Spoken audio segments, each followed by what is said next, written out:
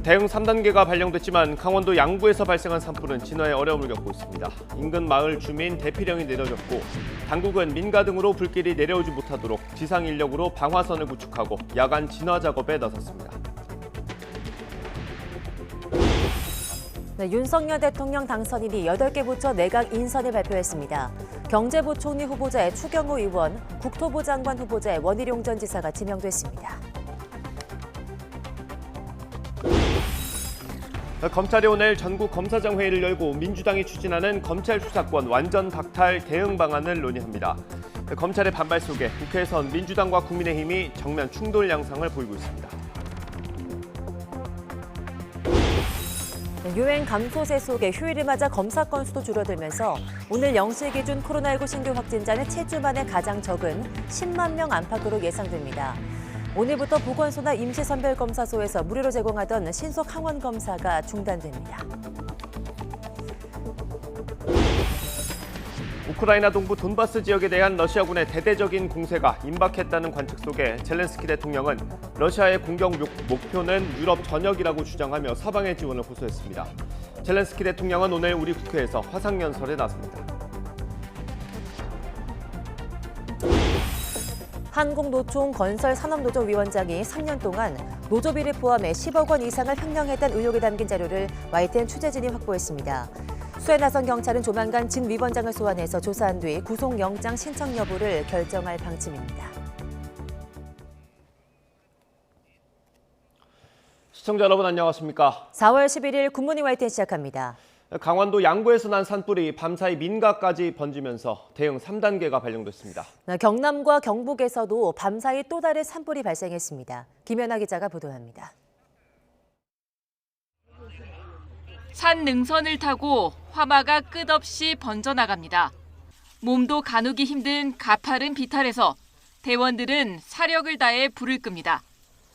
어둠과 매캐한 화염이 섞여 앞도 보기 어려운 가운데 소방차들은 민가 방어를 위한 최후의 저지선을 지키기 위해 밤새 물을 뿌렸고 당국은 산불 대응 3단계로 격상해 밤새 770명이 넘는 인원을 투입했지만 결국 불길은 집 앞까지 들이닥치고야 말았습니다. 인접마을 주민 50여 명은 집을 버려둔 채 긴급 대피했습니다. 소방당국은 날이 밝는 대로 헬기를 투입해 진화에 총력을 기울일 예정입니다. 기다리던 진화 소식 대신 밤새 또 다른 산불이 잇따라 발생했습니다.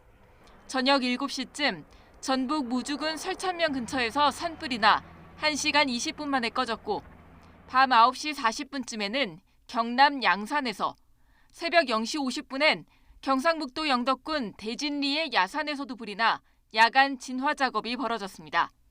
YTN 김연아입니다. 연일 때 아닌 고온 현상으로 대기가 바짝 메말라가고 있습니다. 네, 고온 건조한 날씨는 주 중반 전국에 비가 내리면서 누그러질 전망인데요. 기상센터 연결해서 자세한 날씨 알아보겠습니다. 신민임 캐스터. 네, 기상센터입니다. 네, 오늘도 건조한 날씨에 바람이 강하다고요. 네, 때이른 더위 속에 대기의 건조함이 심화하고 있습니다. 현재 전국 곳곳에 건조특보가 발효 중인 가운데 전국에 산불 위기경보 경계 단계가 발령 중에 있는데요. 현재 강원도 양구와 고성을 비롯해서 경북 군위, 경남 양산, 그리고 경기도 연천에는 크고 작은 산불이 발생해서 진화 작업이 이루어지고 있습니다. 오늘 해안가와 산간을 중심으로는 바람도 강하게 불 것으로 보여서 산불 진화에 많은 어려움이 예상되는 상황인데요. 산불 예방을 위해서 산림 주변에서는 흡연과 쓰레기 소각을 삼가야겠고요. 등산객들은 인화물질 소지를 자제해 주시기 바랍니다. 고온 건조한 날씨는 수요일 전국에 비가 내리면서 누그러질 전망입니다. 지금까지 날씨 정보였습니다.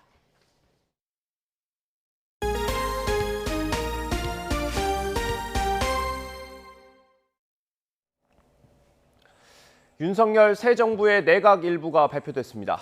경제부총리 겸 기획재정부 장관 후보자로 국민의힘 추경호 의원이 지명됐고 국토부 장관 후보자의 원희룡 인수위 기획위원장이 깜짝 발탁됐습니다. 박서경 기자입니다. 윤석열 대통령 당선인이 서울 통이동 인수위 기자회견장을 찾아 1차 내각 인선 후보자 8명을 공개했습니다. 먼저 경제부총리 겸 기획재정부 장관 후보자로는 예상대로 국민의힘 추경호 의원이 내정됐습니다. 만약에 공식적으로 출범하면은 경제장관들이 원팀이 되어서 이런 당면 현안인 물가 안정을 최우선 과제로 두면서 풀어나가도록 그렇게 하겠습니다. 국토교통부 장관 후보자는 3선 국회의원으로 제주지사를 지낸 원희룡 인수위 기획위원장이 깜짝 발탁됐습니다. 정부 역량을 집중해야 되는 일은 우리 서민과 중산층의 주거를 안정시키고 꿈을 잃은 젊은 세대의 미래의 꿈을 가질 수 있게 하는 일이라고 생각합니다. 산업통상자원부 장관 후보자에는 이창양 카이스트 교수가, 외교안보라인인 국방부 장관 후보자에는 이종섭 전 합동참모본부 차장, 복지부 장관 후보자에는 정호영 전 경북대 병원장이 이름을 올렸습니다. 문화체육관광부 장관 후보자는 인수위 특별고문을 맡은 박보균 전 중앙일보 대기자가 지명됐고, 과학기술정보통신부 장관 후보자에는 이종호 서울대 반도체 연구소장, 여성가족부 장관 후보자에는 당선인 정책특보를 맡고 있는 김현숙 전 고용복지수석이 낙점됐습니다. 인선 기준은 다른 거 없이 국가와 전체 국민을 위해서 해당 분야를 가장 잘 맡아서 이끌어 주실 분이신가에 기준을 두고, 윤석열 정부 1기 내각 인사는 한덕수 국무총리 후보자가 재청권을 행사하며 직접 추천서에 서명까지 했는데 책임 총리제의 첫발이라고 인수위는 설명했습니다. 총리의 그런 재청권을 좀 더 대통령께서 좀 인정을 하시겠다. 그거를 인수위 단계부터 하시겠다 하는 것이 처음으로 이제 구현이 된 거다. 저는 그렇게 생각합니다. 윤 당선인은 검증을 마치는 대로 이번에 포함되지 않은 대통령 비서실장과 장관 후보자들에 대한 인선 작업에도 속도를 낼 계획입니다. YTN 박서경입니다. 윤석열 당선인은 1기 내각 첫 번째 명단에 존폐 위기인 여성가족부 장관 후보자도 포함했습니다. 8명 가운데 유일한 여성이기도 했는데요. 윤 당선인은 남은 인선에서 지역과 세대, 남녀가 균형 잡힐 것이라고 말했습니다. 조은지 기자입니다. 대선 공약이던 여성가족부 폐지를 일단 취임 이후로 미룬 윤석열 당선인은 첫 내각 발표부터 여가부 장관 후보자를 지명했습니다.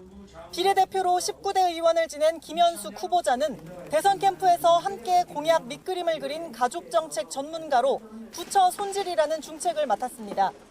젠더 갈등이나 아니면 세대 갈등이나 이런 것들을 다 우리가 풀어낼 수 있는 미래를 열 수 있는 그런 새로운 부처로 갈 수 있도록.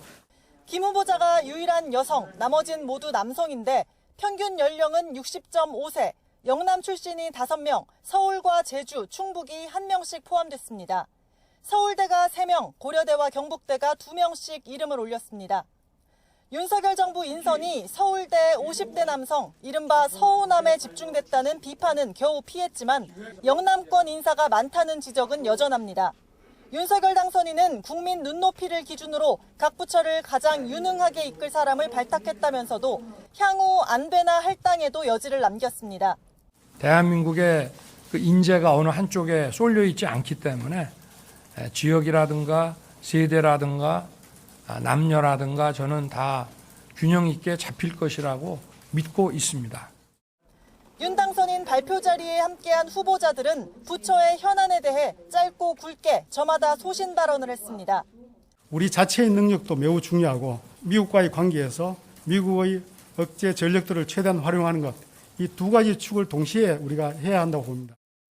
블랙리스트라는 단어 자체가 존재할 수도 없고 그건 과거에 어떤 악몽 같은 기억이니까. 윤석열 당선인은 첫 인사카드로 전문성과 실용에 방점을 찍었습니다. 이번 지명에는 국민의당이나 옛 민주당 출신 인사들은 포함되지 않았는데 남은 인선에서 통합과 협치를 선명하게 보여줄 수 있을지도 관심입니다. YTN 조은지입니다. 윤석열 대통령 당선인이 발표한 장관 후보자 8명에 이른바 안철수계 인사들이 없다는 평가가 나오는 가운데 안철수 대통령직 인수위원장은 내각은 당선인께서 고심에 낙점했다고 말했습니다. 안 위원장은 서울 통일동 인수위에서 기자들과 만나 본인이 판단하기에 최적의 사람을 선택하지 않았겠냐며 이같이 밝혔습니다. 인선을 미리 조율한 부분이 있냐는 질문에는 본인은 추천하고 결정은 인사권자가 하는 거라며 그 책임도 인사권자가 지는 것이라고 말했습니다. 더불어민주당 박홍근 원내대표는 윤석열 당선인의 장관 후보자 지명과 관련해 국정 운영의 비전과 철학은 보이지 않고 내각을 채우는 데 급급한 주먹구구식 인사 발표였다고 비판했습니다. 박 원내대표는 어제 오후 국회에서 열린 한독수 국무총리 후보자 인사청문 준비회의 모두 발언에서 명확한 기준도 원칙도 철학도 없는 깜깜이 인사에 제 식구 나눠 먹기식 논공행상 인사라며 이같이 말했습니다. 이어 윤석열 정부의 성공을 가늠할 첫 내각인 만큼 민주당도 무거운 책임을 갖고 철저한 검증으로 견제의 소임을 다할 거라고 강조했습니다. 국민의힘은 윤석열 정부 내각 인선을 비판한 더불어민주당에 대해서 시작 전부터 어떻게든 흠집을 내보려고 하는 구태 정치라고 비판했습니다. 허은하 수석 대변인은 논평에서 아직 총리 후보자에 대한 인사청문회는 시작도 하지 않았고 장관 후보자 8명 역시 이제 막 발표했을 뿐이라며 이같이 밝혔습니다. 또 민주당이 애당초 반대를 위한 반대, 무조건적인 깎아내리기에 목적이 있었는 것은 아닌지 의심스럽다고 지적했습니다. 원희룡 국토부 장관 후보자는 부동산 관련 공직을 맡은 적은 없지만 지난 대선 과정에서 부동산 정책에 집중하며 전문성을 인정받았습니다. 이창양 산업부 장관 후보자는 규제 개혁으로 기업의 활력을 높이겠다고 말했습니다. 보도에 박홍구 기자입니다. 윤석열 당선인은 원희룡 국토부 장관 후보자를 지명하며 이렇게 소개했습니다. 공정과 상식이 회복되어야 할 민생 핵심 분야인 부동산 정책에 대한 이해가 높은 분입니다. 원희룡 후보자는 실제 국민의힘 당내 경선 과정에서만 4차례 이상 부동산 정책 공약을 발표할 정도로 부동산 연구에 집중했습니다. 당시 원 후보자는 양도세를 문재인 정부 이전으로 되돌려놓고 임대차 3법은 폐지하며 재건축 요건도 대폭 완화해 공급을 늘리겠다고 밝혔습니다. 아파트 재건축을 맡고 있는 주범, 문재인 정부의 안전진단 기준과 재건축 연한을 폐지하겠습니다. 원 후보자는 부동산 정책의 전문성이 떨어진다는 지적에 대해서는 정치인 출신으로서 정치 문제가 된 부동산 문제를 강단 있게 풀어나갈 수 있다며 자신감을 보였습니다. 하지만 집값을 자극할 수 있다는 우려를 의식한 듯 정책 변화의 속도를 조절하겠다는 뜻을 밝혔습니다. 가격을 불필요하게 자극하는 부분들에 대해서는 매우 안정 위주고 신중한 방향으로 움직이도록 할 것입니다. 이창양 산업통상자원부 장관 후보자는 우리 경제가 대전환기를 넘어서고 있다며 제도약을 위한 규제 개혁을 강조했습니다. 큰 방향은 규제 개혁을 통해서 기업의 활력을 좀 높이고 기술 혁신을 최대한 지원해서 기술 경쟁력을 저희가 유지해서 이 파고를 넘어가도록 그렇게 하겠습니다. 윤석열 당선인은 카이스트 교수를 지낸 이 후보자에 대해 기술 혁신과 경제 전문가로 산업 구조 고도화의 밑그림을 그려낼 적임자라고 평가했습니다. 이 후보자 앞에는 새 정부 조직 개편 과정에서 통상 부문의 외교부 이관 여부와 탈원전 정책 폐기 등 에너지 정책이 중요한 과제로 놓여 있습니다. YTN 박홍구입니다. 수사권 박탈 추진에 집단으로 반기를 든 검찰이 오늘 김우수 검찰총장 주재로 전국 검사장 회의를 엽니다. 민주당의 의원총회를 하루 앞두고 검찰 반발이 최고조에 이를 전망입니다. 김다영 기자입니다. 검찰 내부는 갈수록 격앙되는 분위기입니다. 김 총장을 모래구덩이에 머리 박는 타조에 비유했던 현직 부장검사는 검찰 내부망에 나카무라 스미스의 나라라는 제목의 글을 올리고 현 지휘부를 일제강점기 기회주의자에 빗대 비난했습니다.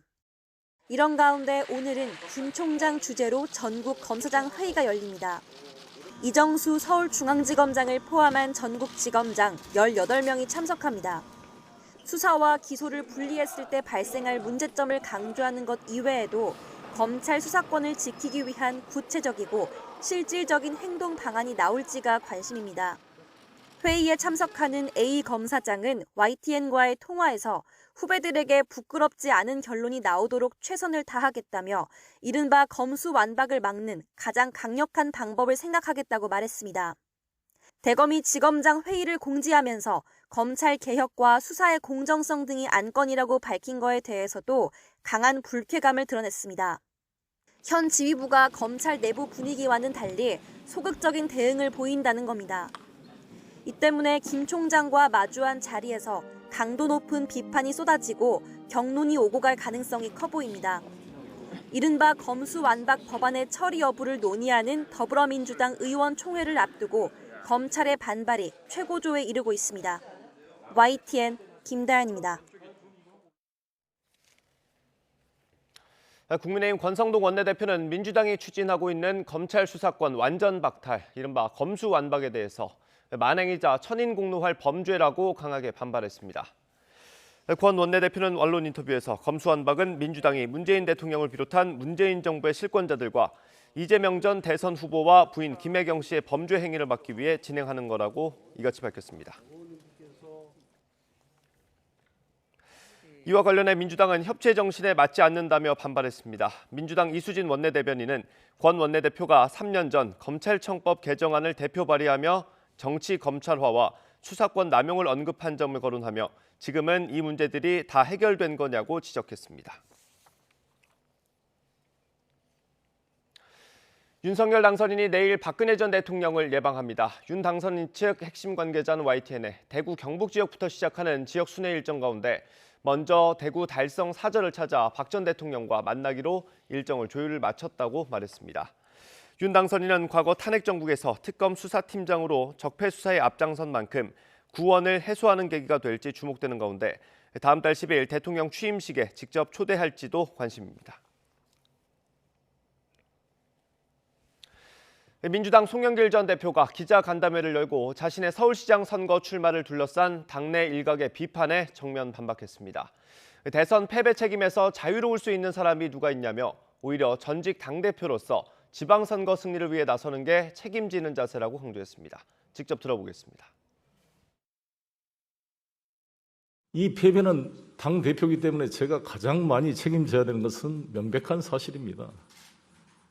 그러나 지금 그 책임으로부터 자유로울 분들이 누가 있습니까? 다 공동선대위원장들 아니었습니까? 전부 다. 지금 당을 이끌고 계시는 분들도 마찬가지고. 그렇기 때문에 지금 그런 책임을 진다는 것이 어떤 의미냐. 아까 말씀한 대로 지금 지방선거가 다가오고 있는데 모든 역량을 동원해서 이게 싸워줘야 되는데 이 싸움을 회피하고 모든 걸 내려놓고 어디 시골에 가서 앉아 있는 것이 책임지는 것인가? 아니면은 이러한 것에 정면으로 나가 싸우는 게 책임지는 것인가? 국민의힘 권성동 신임 원내대표가 오늘 오후 민주당 박홍근 원내대표를 예방합니다. 여야 신임 원내대표인 두 사람은 상견례에서 서로를 향해 당선 축하를 전하며 향후 전개될 여소야대 정국에서 협치 등을 협의할 것으로 보입니다.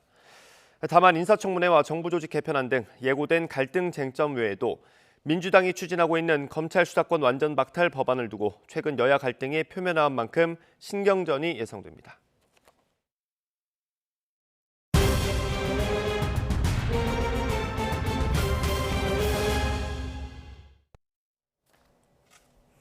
네, 이어서 코로나19 소식입니다. 어젯밤 9시 기준 코로나19 신규 확진자가 전날보다 7만 명 가까이 줄었습니다. 감소세가 완연한 가운데 오미크론 포스트 대응 준비도 바빠지고 있습니다. 김지환 기자입니다. 어젯밤 9시 기준 코로나19 확진자 수가 92,931명을 기록했습니다.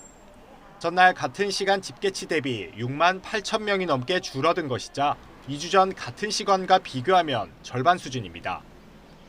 밤 9시 기준 신규 확진자가 10만 명이 넘지 않은 것은 거의 7주 만으로 0시 기준으로 발표될 총 숫자 역시 10만 명 선이 될 전망입니다. 오미크론 감소세가 뚜렷해진 가운데 오늘부터는 보건소와 임시선별검사소에서 시행하는 신속 항원 검사가 중단됩니다. 포스트 오미크론 대응 체계도 다음 주 발표되는데 정부는 거리두기 전면 해제는 물론 아예 코로나19의 감염병 등급을 현재 1급에서 2급으로 내리는 방안까지 검토하고 있습니다. 이렇게 되면 방역과 의료 체계가 일상으로 돌아가고 확진자 격리 기간도 단축될 수 있습니다.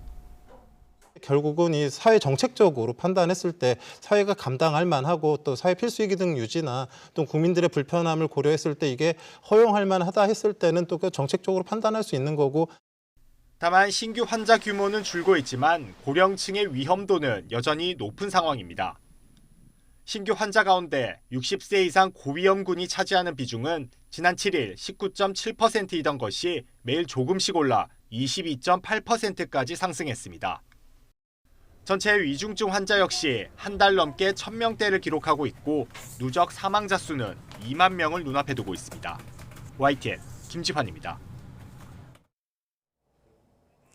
중앙방역대책본부는 화이자살 코로나19 먹는 치료제 팍스로비드 15만 명분이 오늘 추가로 국내에 들어온다고 밝혔습니다. 팍스로비드는 현재까지 총 47만 4천 명분이 국내 도입돼서 이번 물량을 합하면 국내 도입 물량은 총 62만 4천 명분이 됩니다. 현재 들어온 물량 가운데 18만 8천 명분이 사용돼서 남은 재고량은 28만 6천 명분입니다. 네, 상하이의 도시 봉쇄가 2주째 되면서 주민들은 식료품 부족으로 어려움을 겪고 있습니다. 특히 일부 한국인 유학생들은 먹을 게 없어서 고립돼 있는 상황입니다. 베이징에서 강성훈 특파원이 보도합니다. 상하이의 한 아파트 단지 입구에 주민들이 주문한 식료품들이 쌓여 있습니다. 배달은 정문까지만 가능하고 이후에는 방역요원들이 일일이 문 앞까지 갖다 주고 있습니다. 하지만 폭주하는 주문량에 비해 배송 인력이 턱없이 부족해 식료품 공급이 제대로 이루어지지 않고 있습니다. 2주일의 격리 기간 동안 주민위원회가 주는 채소 몇 가지만 받은 경우가 허다합니다. 특히 예고 없이 격리를 당한 현지 유학생들의 고통은 클 수밖에 없습니다. 조리기구도 없는 방에서 혼자 자취를 하는 일부 유학생들은 먹을 것이 거의 다 떨어진 상태입니다. 배송할 인원이 없어가지고 물건은 있는데 배송이 안 되는 상황이라 교인들끼리 물건으로 요리해먹는 사람이랑 라면이랑 이런 것들도 바꾸고 물이나 음료랑도 바꾸고. 상하이 총영사관과 한인회가 나섰지만 도시 전체가 봉쇄돼 꼼짝도 못하기는 마찬가지입니다. 이런 격리 생활이 언제 끝날지 모른다는 게 더 불안합니다. 대다수 학생 입장을 들어보면 식량, 물, 그다음에 정신적인 건강, 한국에 돌아가고 싶은데 교통편이 없다. 이 문제가 가장 두드러지게 나오고 있더라고요. 상하이의 한국인 유학생은 2천여 명, 이 중 약 300명이 자취를 하면서 나홀로 격리를 견뎌내고 있는 것으로 추정됩니다. 청와대 국민청원 게시판에는 상하이 유학생들을 국내로 데려올 수 있게 해달라는 청원이 제기됐습니다. 베이징에서 YTN 강성웅입니다.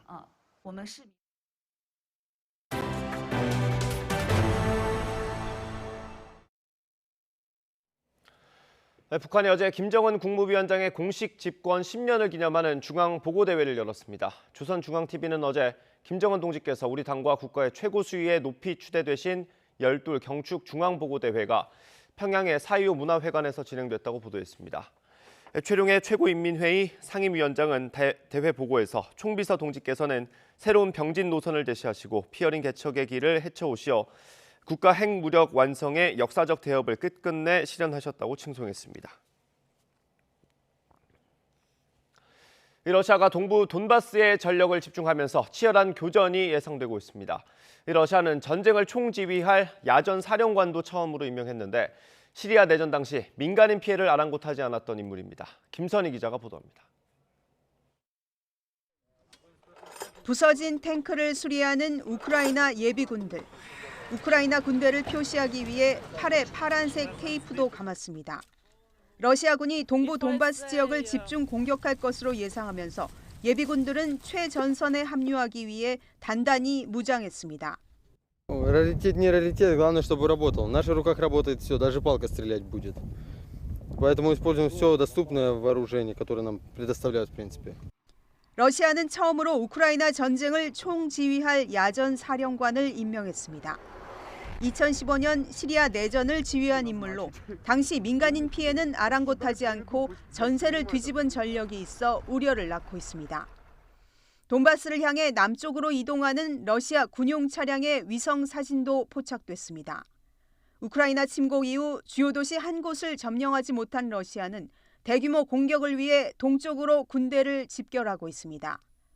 동부 지역 장악에 나서면서 제2도시 하르키우는 하루 50여 차례나 공격해 수십 명의 사상자가 발생했습니다. Получила по голове и волной меня отбросила. Провалилась лестница, повыбивала окна, двери. 유럽 정보당국은 블라디미르 푸틴 러시아 대통령이 5월 9일 과시할 만한 성과를 내기 위해 총력을 다할 것으로 보고 있습니다. 그날은 제2차 세계대전 전승 기념일로 대통령 대국민 연설이 예정돼 있습니다. 반드시 성과를 내고야 말겠다는 푸틴과 이를 저지하려는 우크라이나가 부딪히며 돈바스 지역은 어느 때보다 치열한 전투가 예상됩니다. 공격용 무기 공급을 주저하던 북대서양 조약기구 나토와 유럽 국가들은 상황이 달라졌다며 우크라이나에 강력한 무기를 지원하기로 했습니다. YTN 김선입니다. 볼로디미르 젤렌스키 우크라이나 대통령이 오늘 오후 우리 국회에서 화상연설을 합니다.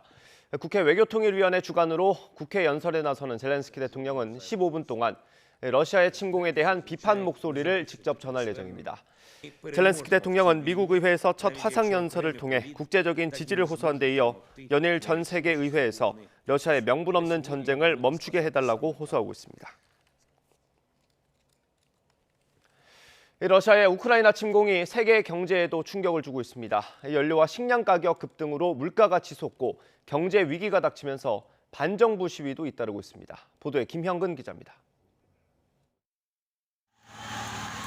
스리랑카 경찰이 시위대를 향해 물대포를 쏘아댑니다. 시위대가 물러서지 않자 이번에는 최루탄을 연거푸 발사합니다. 스리랑카에서는 최악의 경제난에 대통령 사퇴를 촉구하는 시위가 연일 이어지고 있습니다. We want accountability. It's not just resignation that we want. We want people to take accountability for their actions. We want these leaders to take accountability for their actions. 코로나19 상황에 우크라이나 전쟁까지 겹치면서 스리랑카는 국가부도 위기에 내몰렸습니다. 외화가 바닥나 석유를 구해오지 못하면서 전력 공급마저 끊겼습니다. 인플레이션도 아시아 최악 수준입니다.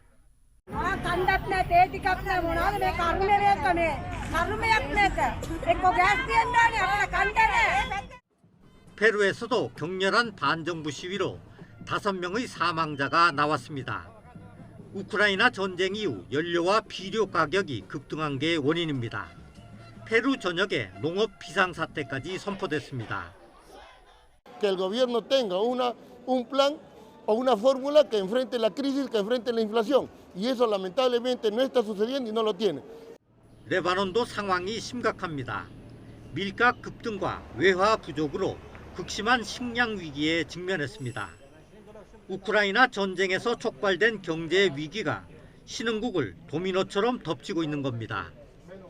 세계은행은 우크라이나 전쟁 외에도 중국의 급격한 경기 둔화, 미국 금리 인상 등 3가지 악재가 겹쳤다면서 특히 올해 아시아 국가에 큰 경제적 충격파가 미칠 것으로 예상했습니다. YTN 김영근입니다.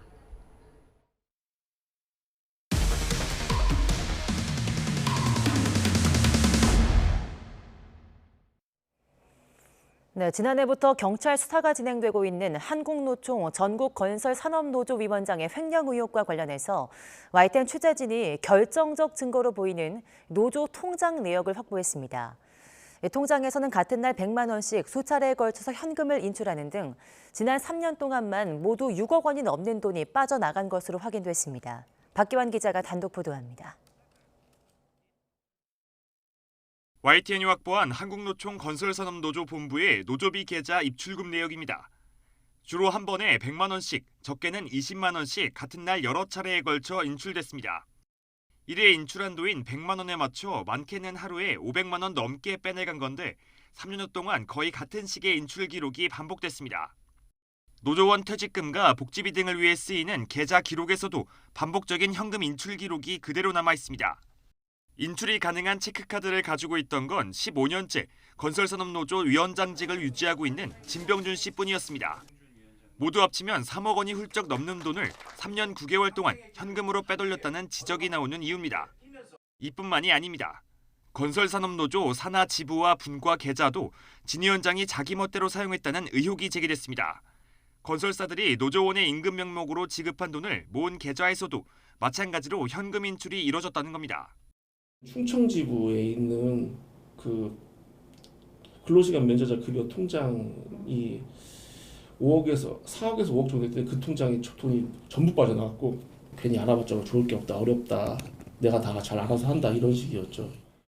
이렇게 각 지부 분과에서 빠져나간 돈 3억 3천만 원까지 합치면 전체 횡령 의혹 액수는 6억 3천만 원이 넘습니다. 진 위원장은 인출 사실은 인정했지만 대부분 금액을 돌려놓아 문제없다고 직원들에게 공언한 것으로 알려졌습니다. 하지만 업무상 횡령 혐의가 적용되면 이익금이 5억 원이 넘기 때문에 가중처벌도 피할 수 없는 상황입니다. 특히 범행을 이미 실행했다면 빼돌린 돈을 돌려놓더라도 충분히 문제가 될 수 있습니다. 횡령이 성립한 이후에 금전을 반환했다고 하더라도 이미 성립된 범죄에는 영향이 없고 다만 이제 피해를 회복한 부분에 있어서는 나중에 감형 요소로 작용할 수 있을 것 같습니다. 지난해 7월 진 위원장에 대한 고소장을 접수한 경찰은 주변인을 불러 인출된 돈이 어디로 흘러갔는지 확인하고 있습니다. YTN 박대현입니다. 네, 한국노총 건설산업노조 진병준 위원장은 법인카드와 업무추진비도 사적으로 썼다는 의혹이 나오고 있습니다. YTN 취재진이 사용 내역을 직접 확인해봤더니 주말에 유원지나 호텔에서 4억 원 가까이 사용한 것으로 파악됐습니다. 이어서 이준엽 기자가 단독 보도합니다. 6억 원대 노조비 횡령 혐의로 고발된 진병준 한국노총 전국건설산업노조위원장. YTN 취재진이 입장을 듣기 위해 사무실을 찾았지만 진 위원장은 이내 자리를 피했습니다. 고발된 것 때문에 말씀 좀 여쭤보려고 하거든요. 아니, 저 지금 다른 일정이 있어서 아니 찍지 마십시오. 진 위원장은 취재진을 피해 한국노총 건물 곳곳을 돌아다니면서도 의혹에 대해선 아무런 답변도 하지 않았습니다. 조합원들이 진짜 피땀 흘린 돈이잖아요. 어디에 사용하셨는지 말씀해 주셔야죠. 결국 다시 노조 사무실로 뛰어들어갔고 문을 굳게 잠그며 질문을 회피했습니다. 잠시 뒤 취재를 피하려던 건 아니었다며 전화로 해명을 내놓았습니다. 집회를 하거나 여러 군데 할 때 보면 좀 사용되는 부분이 있습니다. 애경사 있을 거 아닙니까? 위원장이 가는데 통장 입금해갖고 그냥 가지는 않잖아요. 진 위원장에 대한 횡령 의혹은 노조비 관련만이 아니었습니다. YTN이 확보한 진 위원장이 법인카드 사용 기록에서도 수상한 흔적들이 드러났습니다. 진 위원장은 본인이 살던 천안 일대나 노조 본부가 있는 서울 말고도 창원과 안성 등 다양한 곳에서 법인카드를 사용한 것으로 확인됐습니다. 진 위원장은 출근을 안 하는 주말도 꾸준히 법인카드를 사용했습니다. 마트나 유원지, 심지어는 호텔 비용까지 줄줄이 법인카드로 결제했습니다. 이렇게 업무 시간도 아니고 업무와 관련도 없는 곳에 사용한 법인카드 비용이 1억 4천만 원에 이릅니다. 정관에조차 없다 할지라도 그것은 자기가 보관하고 있는 타인소의 재물이기 때문에 임의로 사용하게 되면 횡령죄가 성립할 수 있습니다. 진 위원장은 이뿐만 아니라 노조 통장에 있는 돈을 자신에게 직접 보내라고 요구하기도 했습니다. 업무 추진비와 기밀비, 판공비처럼 용도가 뚜렷이 정해져 있는 돈 2억 5천만여 원이 이렇게 흘러나갔습니다. 법인카드 기록과 비교해보니 업무와 관련 없는 엉뚱한 곳에서 쓸 때 송금을 요청한 정황이 드러났습니다. 직원들은 뒤늦게 위원장의 통장을 들여다보고서야 수상하다는 걸 깨달았습니다. 참 답답했죠. 한 조직의 수장이라 그러면 해야 될 게 있고 안 해야 될 게 있거든요. 근데 저희 CMS 계좌가 어떤 거냐면 조합비란 말이에요. 오로지 100% 조합비예요. 충남경찰청 반부패 수사대는 조만간 진 위원장을 불러 조사한 뒤 구속영장 신청 여부를 결정할 방침입니다. YTN 이준엽입니다. 가습기 살균제 속 유해 물질을 제대로 표시하지 않고 제조 유통해 시정명령과 과징금 처분을 받은 애경산업과 SK케미칼이 2심 판단을 받게 됐습니다. 대법원은 애경산업과 SK케미칼이 공정거래위원회를 상대로 시정명령과 과징금 납부 명령을 취소해달라며 낸 소송에서 원고 승소로 판결한 원심을 파기하고 사건을 서울고법으로 돌려보냈습니다. 재판부는 판매 중단 이후에도 표시광고법을 위반한 상품이 제3자를 통해 유통됐지만 원심은 형식상의 제척 기간만 따지고 그 처분이 적정한지는 살펴보지 않았다고 지적했습니다. 자녀 입시 비리 혐의 등으로 수감 중인 정경심 전 동양대 교수가 건강 악화로 병원에 이송됐습니다. 교정당국 등에 따르면 정 전 교수는 그제 건강 문제로 외부 병원에 옮겨졌고 현재 정밀검사 결과를 기다리고 있는 것으로 파악됐습니다. 정 전 교수는 지난 2009년부터 딸 조민 씨 입시를 위해서 표창장이나 각종 확인서를 위조하거나 경력을 거짓으로 기재한 혐의 등으로 재판에 넘겨져 지난 1월 징역 4년을 확정받았습니다.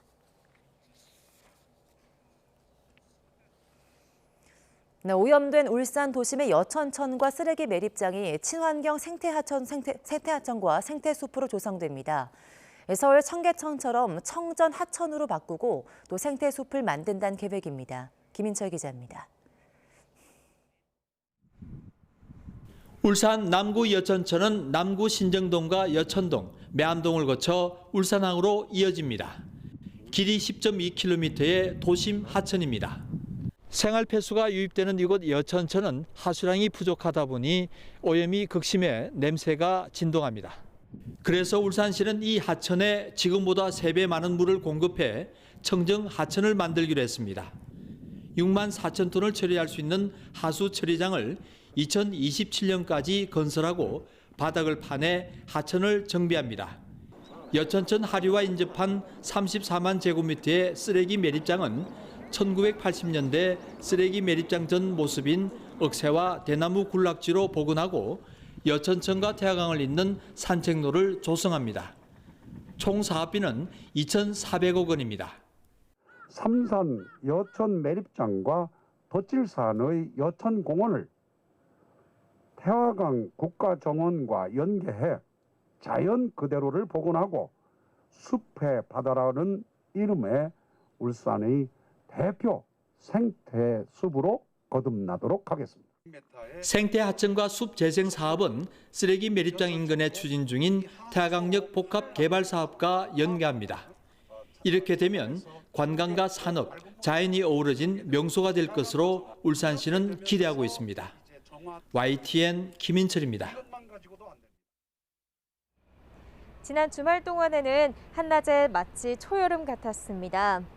오늘도 고온 현상은 계속되겠는데요. 특히 강릉의 경우에는 어제 31도까지 기온이 크게 오르면서 111년 만에 봄더위가 나타났습니다. 오늘 서울의 한낮 기온도 25도로 낮 동안에는 다소 덥게도 느껴질 수 있겠습니다. 오늘 중부지방은 대체로 구름이 많이 끼겠고요. 남부지방은 흐린 날씨를 보이겠습니다. 또 남쪽을 지나는 기압골의 영향으로 제주도에는 늦은 오후까지 5에서 10mm의 비가 내리겠고 남해안에도 아침부터 낮 사이 5mm 미만의 비가 조금 지나겠습니다. 맑은 날씨 속에 기온이 치솟으면서 대기는 점점 더 메말라가고 있습니다. 서울을 비롯한 내륙 곳곳으로는 여전히 건조특보가 발령 중이고요. 지난 4일부터 전국적으로 산불 위기경보 경계 단계가 내려졌습니다. 여기에 해안가와 산간을 중심으로는 바람도 강하게 불고 있는 만큼 산불 등 대형 화재가 발생하지 않도록 각별히 유의하시기 바랍니다. 현재 기온 살펴보겠습니다. 서울 13.7도, 강릉 20.4도, 대전 12.9도, 광주는 15.7도를 보이고 있습니다. 낮 기온은 어제와 비슷해 한낮에는 초여름처럼 덥게도 느껴지겠습니다. 서울 25도, 포항과 광주 27도, 대전은 28도까지 오르겠습니다. 내일은 고온 현상은 내일까지 이어지겠고요. 수요일에는 전국에 봄비가 내리면서 계절의 시계가 제자리를 되찾을 전망입니다. 고온 건조한 날씨 속에 최근 크고 작은 화재 사고가 잇따르고 있습니다. 더 이상 피해가 발생하지 않도록 불씨 관리에 만전을 기해 주시기 바랍니다. 지금까지 서울 상암동에서 YTN 윤수빈입니다. 윤석열 대통령 당선인이 8개 부처 내각 인선을 발표했습니다. 경제부총리 후보자의 추경호 의원, 국토부 장관 후보자의 원희룡 전 제주지사가 지명됐습니다. 대응 3단계가 발령됐지만 강원도 양구군에서 발생한 산불은 진화에 어려움을 겪고 있습니다. 인근 마을 주민 대피령이 내려졌고 당국은 민가 등으로 불길이 내려오지 못하도록 지상 인력으로 방화선을 구축하고 야간 진화 작업에 나섰습니다.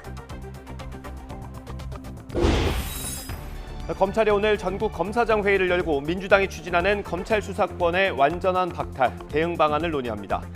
검찰의 반발 속에 국회에선 민주당과 국민의힘이 정면 충돌 양상을 보이고 있습니다.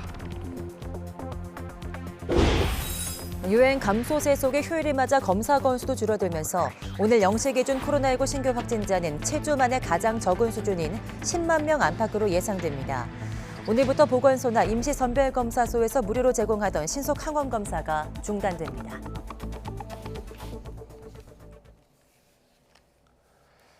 새로 출범하는 윤석열 정부의 경제부총리 겸 기획재정부 장관으로 정통 관료 출신이자 현재 인수위에서 기획조정분과 간사를 맡고 있는 국민의힘 추경호 의원이 내정됐습니다.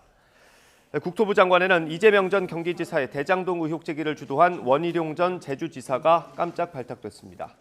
이 밖에도 산업부 장관에는 이창양 카이스트 교수, 국방부 장관에는 현재 인수위 외교안보분과 인수위원으로 활동하는 이종섭 전 합참 차장이 내정됐고, 복지부 장관에는 정호영 전 경북대 병원장, 문체부 장관은 언론인 출신인 박보균 당선인 특별 고문이 낙점됐습니다.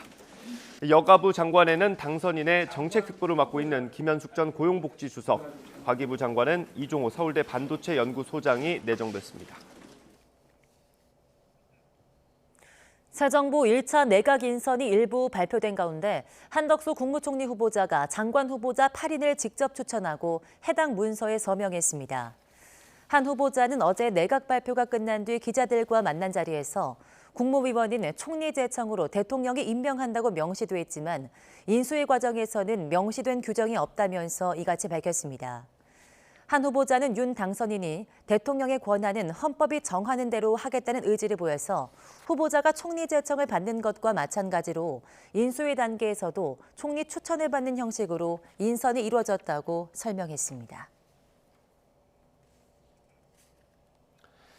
새 정부 조각에 대해서 민주당은 나눠먹기식이라고 비판했고 국민의힘은 구태 정치라고 맞받았습니다. 한덕수 총리 후보자부터 시작하는 청문회 전국에서 강대강 대치가 불가피해 보입니다. 정유진 기자입니다. 더불어민주당은 윤석열 당선인이 처음 내놓은 장관 인선을 혹평했습니다. 국정 운영의 비전과 철학은 보이지 않는다면서 자리 채우기만 급급한 주먹구구식 인사로 깎아내렸습니다. 인수위는 명확한 기준도, 원칙도, 철학도 없는 깜깜이 인사에다가 제 식구 나눠먹기식 농공행사 인사로 국민 눈살만 찌푸리게 하고 있습니다. 국민의힘은 발끈했습니다. 이제 막 발표된 후보자들을 낙마 운운하며 폄하하는 것은 반대를 위한 반대라고 주장했습니다. 구태 정치로도 몰아붙였습니다. 시작 전부터 어떻게든 흠집을 내보려는 구태 정치, 이제는 그만할 때도 되었습니다. 장관 인선을 두고 시작부터 싸늘한 신경전을 빚고 있는 여야는 한덕수 국무총리 후보자 청문회를 시작으로 본격적인 검증 전국에 돌입합니다. 노무현 정부 총리를 지냈다지만 민주당은 휴일 대책회의까지 열며 송곳 검증을 단단히 벼르고 있습니다. 재산 형성 과정과 전관 예우 의혹 등에 대한 국민 판단을 제대로 받아보겠다는 겁니다. 정작 본인의 18억 원의 고문료를 받았습니다. 이것이 양극화를 해소하고 공정과 상식의 가치를 회복해달라는 국민적 요구에 부합한지 검증하지 않을 수 없습니다. 국민의힘과 한덕수 후보자는 제기된 의혹에 대해 이미 충분히 설명이 됐다고 맞서고 있지만 전국 주도권을 쥐기 위한 민주당의 공세는 만만치 않을 것으로 보입니다. YTN 정유진입니다. 물가도 잡고 대규모 추경도 하겠다. 쉽지 않은 과제인데 추경호 경제부총리 겸 기획재정부 장관 후보자는 이르면 이달 말에 대책을 발표하겠다고 밝혔습니다. 또 규제를 과감히 풀어서 기업 중심의 성장을 이루겠다고도 강조했습니다. 황혜경 기자입니다. 추경호 부총리 겸 기획재정부 장관 후보자는 물가 안정이 급선무라며 민생 안정을 강조했습니다. 다만 뛰는 물가를 더 자극할 수 있는 대규모 추경은 계속 추진하겠다고 밝혔습니다. 물가에 불안 영향을 미치는 최소한의 방법을 찾아서 저희들이 조합을 만들어 보려고 합니다. 추경도 하며 물가도 안정시킬 구체적인 방법은 새 정부 출범 뒤로 미뤘습니다. 경제 성장의 방법으론 민간과 기업, 시장 주도를 수차례 언급하며 불필요한 규제로 기업의 발목을 잡지 않겠다고 강조했습니다. 기업들의 발목을 잡고 있는 족쇄를 가급적 빨리 푸는 노력을 해야 되겠다. 모래주머니를 벗겨드려야 되겠다. 문재인 정부의 경제정책을 대표하는 소득주도 성장과 탈원전 정책 등에 대해선 시장이 감당하기 어려운 정책을 이념 논리로 강행했다고 꼬집었습니다. 하늘에서 소득이 떨어지느냐. 그러니까 이게 빚내서 소득을 높여주겠다. 이러니까 무리한 정책이 나오고. 추경호 후보자는 부동산 정책 역시 시장을 인위적으로 누르면 부작용이 폭발한다며 이른바 정상화를 내세우면서도 속도 조절을 하겠다고 말했습니다. 과도한 이 보유세, 양도세 등에 관한 정상화가 필요하고 잘못된 정책을 많이 했기 때문에 이걸 다시 원점으로 돌려놓은 과정이 너무 급속하게 가면은 또 다른 부작용을 불러일으킬 수도 있기 때문에. 추 후보자는 평소 자신이 법안을 내기까지 한 국가채무 관리 기준인 재정 준칙에 대해선 빠른 도입을 강조했습니다. 또 증세는 정부 지출을 효율화한 뒤에도 방법이 없을 때 논의해야 한다고 말했습니다. YTN 황혜경입니다. 윤석열 당선인에 앞서 수차례 대출 규제를 풀겠다고 약속했습니다. 네, 실제로 시중은행들이 경쟁적으로 대출 한도를 늘리고 있지만 정작 부동산 시장에서 눈에 띄는 변화는 없었습니다. 왜 이런 건지 조태현 기자가 취재했습니다. 시중은행의 한 영업자입니다. 제법 이른 시각부터 대출을 알아보려는 발걸음이 이어집니다. 정부의 대출 규제가 한층 강화됐던 지난해 연말과는 사뭇 다른 분위기입니다. 전화로 이제 한도가 정해져 있다 보니까 소진됐는지 여부에 대해서 문의를 많이 주시고요. 그 당월에 신청을 해야 되기 때문에 빨리 와서 신청하시는 분들도 많습니다. 올해 들어 시중은행들이 마이너스 통장 한도를 다시 늘리는 등 대출 문턱을 낮추자 고객 발걸음이 이어지는 겁니다. 윤석열 당선인이 여러 차례 대출 규제 완화를 약속한 것도 영향을 미친 것으로 풀이됩니다. 첫 주택을 장만한다든지 또 청년주택 같은 경우에는 대출 규제를 좀 대폭 풀어서 LTV 한 80%까지 해줘도 저는 큰 문제가 없다고 생각하고요. 하지만 이런 분위기에도 부동산 시장은 여전히 잠잠합니다. 지난달 서울 아파트 거래량은 800여 건으로 집계됐습니다. 1년 전보다 80% 가까이 줄어든 것으로 대선 뒤에도 거래 절벽 현상이 이어진 셈입니다. 이유가 뭘까? 윤 당선인 측이 LTV 규제 완화를 시사했지만 그보다 더 강력한 대출 규제인 총부채 원리금 상환 비율 DSR 완화에는 머뭇거리고 있다는 점이 가장 큰 영향을 미친 것으로 풀이됩니다. DSR은 부동산 시장에 미치는 파급력이 매우 크기 때문에 이것을 완화할 것이다, 강화하는 기조를 유지할 것이다, 양자택일식으로 현재 확정된 내용이 전혀 없습니다. 대출 금리가 빠르게 오르는 점도 부담입니다. 각종 시장 금리가 급등하면서 일부 은행의 주택담보대출 최고 금리는 6% 선을 넘기도 했습니다. 한국은행 금융통화위원회가 기준금리를 추가로 올릴 가능성도 있어 빚을 내 부동산 시장에 뛰어들긴 부담스러운 시기라는 분석이 제기됩니다. 여전히 주택 가격 부담이 크고 높아진 대출금리나 DSR의 영향이 여전히 남아있기 때문에 LTV 등 일부 규제 완화만으로는 저소득층을 중심으로 주택 구매력이 크게 향상되는 데는 여전히 한계가 있습니다. 윤석열 당선인과 인수위 역시 부동산 규제 완화와는 별개로 투기는 허용하지 않겠다는 입장인 만큼 시장의 관망세는 한동안 이어질 것으로 보입니다. YTN 조태현입니다. 네, 서울시가 오늘 13일 열릴 예정이었던 민주노총 결의대회를 금지한 가운데 민주노총이 오늘 반발 기자회견을 엽니다. 민주노총은 윤석열 당선인이 반노동 행보를 보이고 있다면서 사회적 거리 두기를 완화하는 상황에서 코로나19 방역 조치를 이유로 집회를 금지한 것은 정치 방역이라고 비판했습니다. 이어 윤 당선인 측에 만남을 요청했지만 답변이 없어 집회를 여는 것이라며 회견에서 4.13 대회 취지를 설명하고 노동정책 관련 요구사항도 전달하겠다고 밝혔습니다. 대검찰청이 오늘 전국 검사장 회의를 소집해서 검찰의 수사권을 완전히 빼앗는 이른바 검수완박 법안에 관한 후속 논의를 이어갑니다. 대검은 오늘 오전 10시부터 전국 지검장 18명과 대검 차장 등이 참석한 가운데 김호수 검찰총장 주재로 대면 회의를 연다고 밝혔습니다. 대검은 법안에 대한 논의를 중심으로 지난주 고검장 회의에서 나온 검찰 수사의 공정성과 중립성 확보 방안에 대한 의논을 이어갑니다. 검찰 수사권을 완전히 빼앗는 이른바 검수완박 법안 추진에 맞서서 서울중앙지검 부장검사가 전국 검사장 회의를 하루 앞두고 단체로 반대 의견서를 냈습니다. 서울중앙지검은 어제 오후 5시부터 검찰의 수사기능 폐지 법안에 대한 부장검사 회의를 진행하고 그 결과를 이정수 지검장에게 전달했다고 밝혔습니다. 부장검사 일동은 의견서에 검찰의 수사 기능이 폐지되면 범죄 대응 역량이 떨어지고 국민의 인권 보호가 후퇴될 거란 내용과 함께 70여 년 동안 운영된 형사 사법 체계를 바꾸기 위해서는 사회 각계 단체 의견 수렴 과정이 필요하다고 적었습니다. 강원도 양구에서 발생한 산불이 건조한 날씨에 강한 바람으로 진화에 어려움을 겪자 산림당국이 대응 단계를 3단계로 올렸습니다. 산림청은 산불 규모와 기상 여건 등을 고려해서 밤 9시를 기준으로 산불 3단계를 발령한다고 설명했습니다.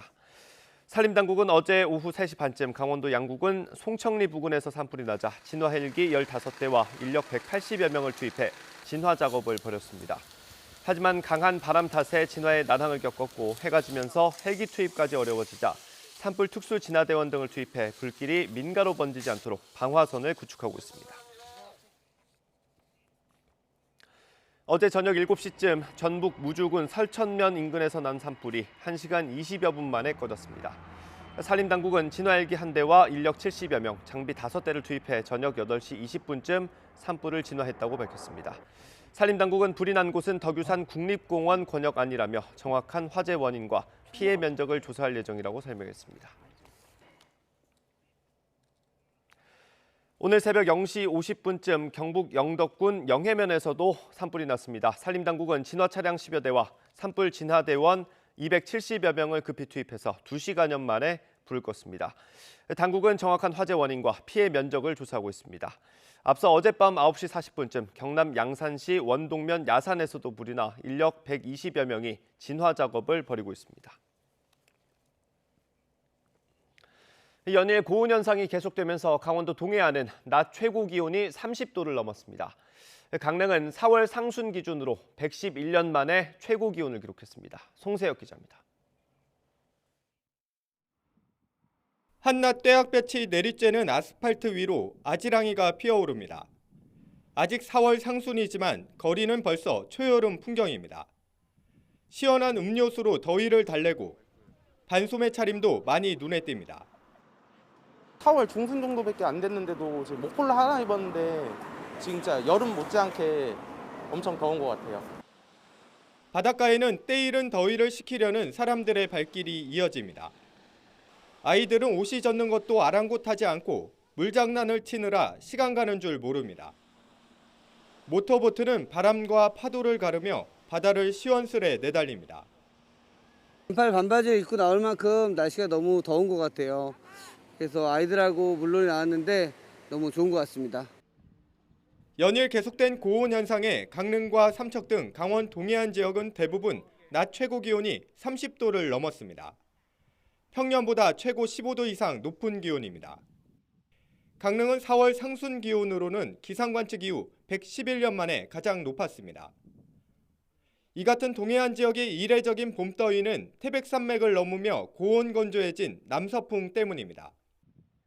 따뜻한 남서류가 계속 유입되면서 태백산맥을 넘으면서 기온이 좀 상승하는 그런 현상이 벌어집니다. 그렇기 때문에 강원 동해안 쪽으로 특히 기온이 많이 올라갔습니다. 기상청은 수요일쯤 전국에 비가 내리면 고온 현상이 누그러질 것으로 내다봤습니다. YTN 송세혁입니다. 네, 타이완 해역에서 발견된 세 번째 시신도 예인선 교토 1호의 한국인 선원인 것으로 확인됐습니다. 외교부는 그제 오후 타이완 평우현 동남부 지역 인근 해안에서 추가로 발견된 시신도 교토 1호에 승선했던 한국인 선원으로 확인됐다고 밝혔습니다. 시신은 현지 병원에 안치됐습니다. 앞서 8일 사고 해역 인근에서 발견된 시신 2구 역시 교토 1호 선원으로 확인돼서 교토 1호에 탔다 실종된 6명 가운데 3명의 시신이 수습됐습니다. 네, 제주 먼바다에서 헬기가 추락하면서 숨진 해경 대원들을 추모하기 위해서 합동 분향소가 마련됐습니다. 분향소에는 추모객들의 발길이 이어졌습니다. 차상은 기자입니다. 헬기 사고로 순직한 해경 항공대원 3사람의 영정이 나란히 걸렸습니다. 마라도 남쪽 타이완 해역에 실종 선박 수세 개 투입됐다가 복귀하던 중 사고를 당한 지 3일 만에 합동 분향소가 마련됐습니다. 사고 소식에 달려온 동료들은 비통함을 감추지 못했습니다. 모처럼 만나기로 했던 약속은 지킬 수 없게 됐습니다. 며칠 뒤에 식사를 같이 하기로 약속을 했었거든요. 약속을 했는데도 불구하고 약속 며칠 놔두고 이렇게 사고가 생겨서 근무지는 달랐지만 항상 통화하면서 연락하면서 지냈었죠. 사고 몇 시간 전에 나눈 대화가 마지막이 될 줄 몰랐던 터라 황망한 마음이 가득합니다. 제주 소방에서 근무 중이었어가지고 그날 밤에 만나가지고 형님 그 멀리 가시는데 조심히 잘 다녀오시라 그런 대화를 나눴었습니다. 몇 시간 전에 같이 대화를 나눴었는데 이렇게 앞으로는 만날 수 없다라는 생각을. 사고 헬기의 부기장 정두환 경감과 정비사 차주일 경사, 전탐사 황현중 경사의 장례는 해양경찰청장 장으로 엄수됩니다. 해경은 순직자들에 대해 1계급 진급을 추서하고 국립묘지 안장과 국가유공자 지정 등 예우 절차도 진행하고 있습니다. 제주 먼바다에 추락한 헬기를 인양하는 작업은 늦어지고 있습니다. 인양줄이 한 차례 끊어지는 변수가 생긴 탓에 보강 작업을 거쳐 인양할 계획입니다. 총 4개의 와이어를 연결할 것이며 이 작업은 오늘 밤에야 끝날 것으로 생각됩니다. 따라서 인양 작업은 내일 오전에 다시 재개할 예정입니다. 인양된 헬기가 부산해경 정비창으로 옮겨지면 블랙박스 분석 등 본격적인 사고 원인 조사가 시작될 전망입니다. YTN 차상입니다. 네, 어젯밤 9시까지 발생한 코로나19 신규 확진자가 92,931명으로 집계됐습니다. 이는 전날 같은 시간 집계치 16만여 명보다 6만 8천 명 넘게 줄어든 것으로 일요일 저녁 9시를 기준으로 신규 확진자가 10만 명이 넘지 않은 것은 지난 2월 20일 이후 7주 만입니다. 오미크론 감소세가 뚜렷해진 가운데 오늘부터는 보건소와 선별진료소와 또 임시선별검사소에서 시행하는 신속 항원 검사가 중단됩니다.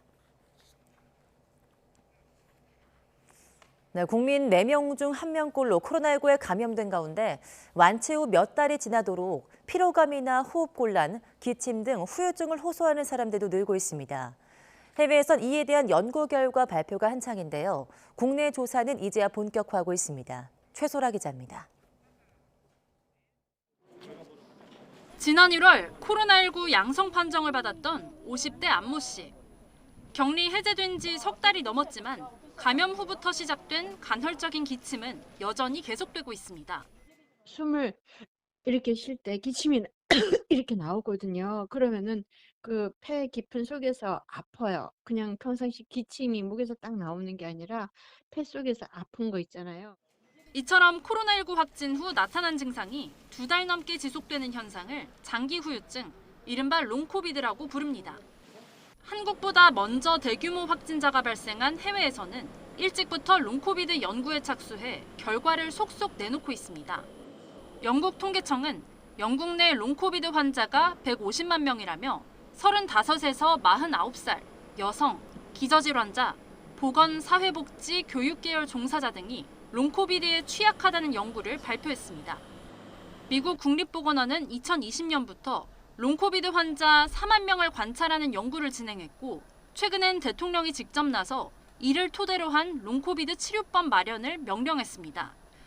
국내에서는 코로나19 환자 1,000명을 대상으로 한 정부 차원의 조사가 이제 막 시작될 예정인데 올해 하반기에나 중간 결과가 나옵니다. 현재까지의 연구는 주로 기저질환자, 중증 환자, 입원 환자 중심으로 후유증 조사가 진행되어서 일반 성인에서의 후유증 자료는 아직 충분하지 않은 그런 상황입니다. 하지만 올해 들어 국내 확진자 폭증으로 롱코비드 환자도 급증할 것으로 예상되면서 롱코비드 대처가 늦었다는 지적이 나옵니다. 전문가들은 기존 확진자의 후유증 빅데이터를 분석해 하루빨리 국내 롱코비드 발생의 경향성을 파악해야 한다고 지적합니다. 후유증을 호소하는 사람들은 지금 당장이 급하고 어떤 치료 방침이 필요한 건지 무슨 과에 가야 되는지 이런 게 필요한 시기인데 너무 지금 늦장 부리고 있는 거 아닌가. 제일 중요한 거를 좀 빼먹고 있는 거 아닌가. 또 현재 롱코비드에 대한 대응이 환자 개인 차원에서 이루어지고 있다며 전문기관을 확충하고 표준화된 대응법을 마련하는 게 시급하다고 말했습니다. YTN 사이언스 최소로입니다.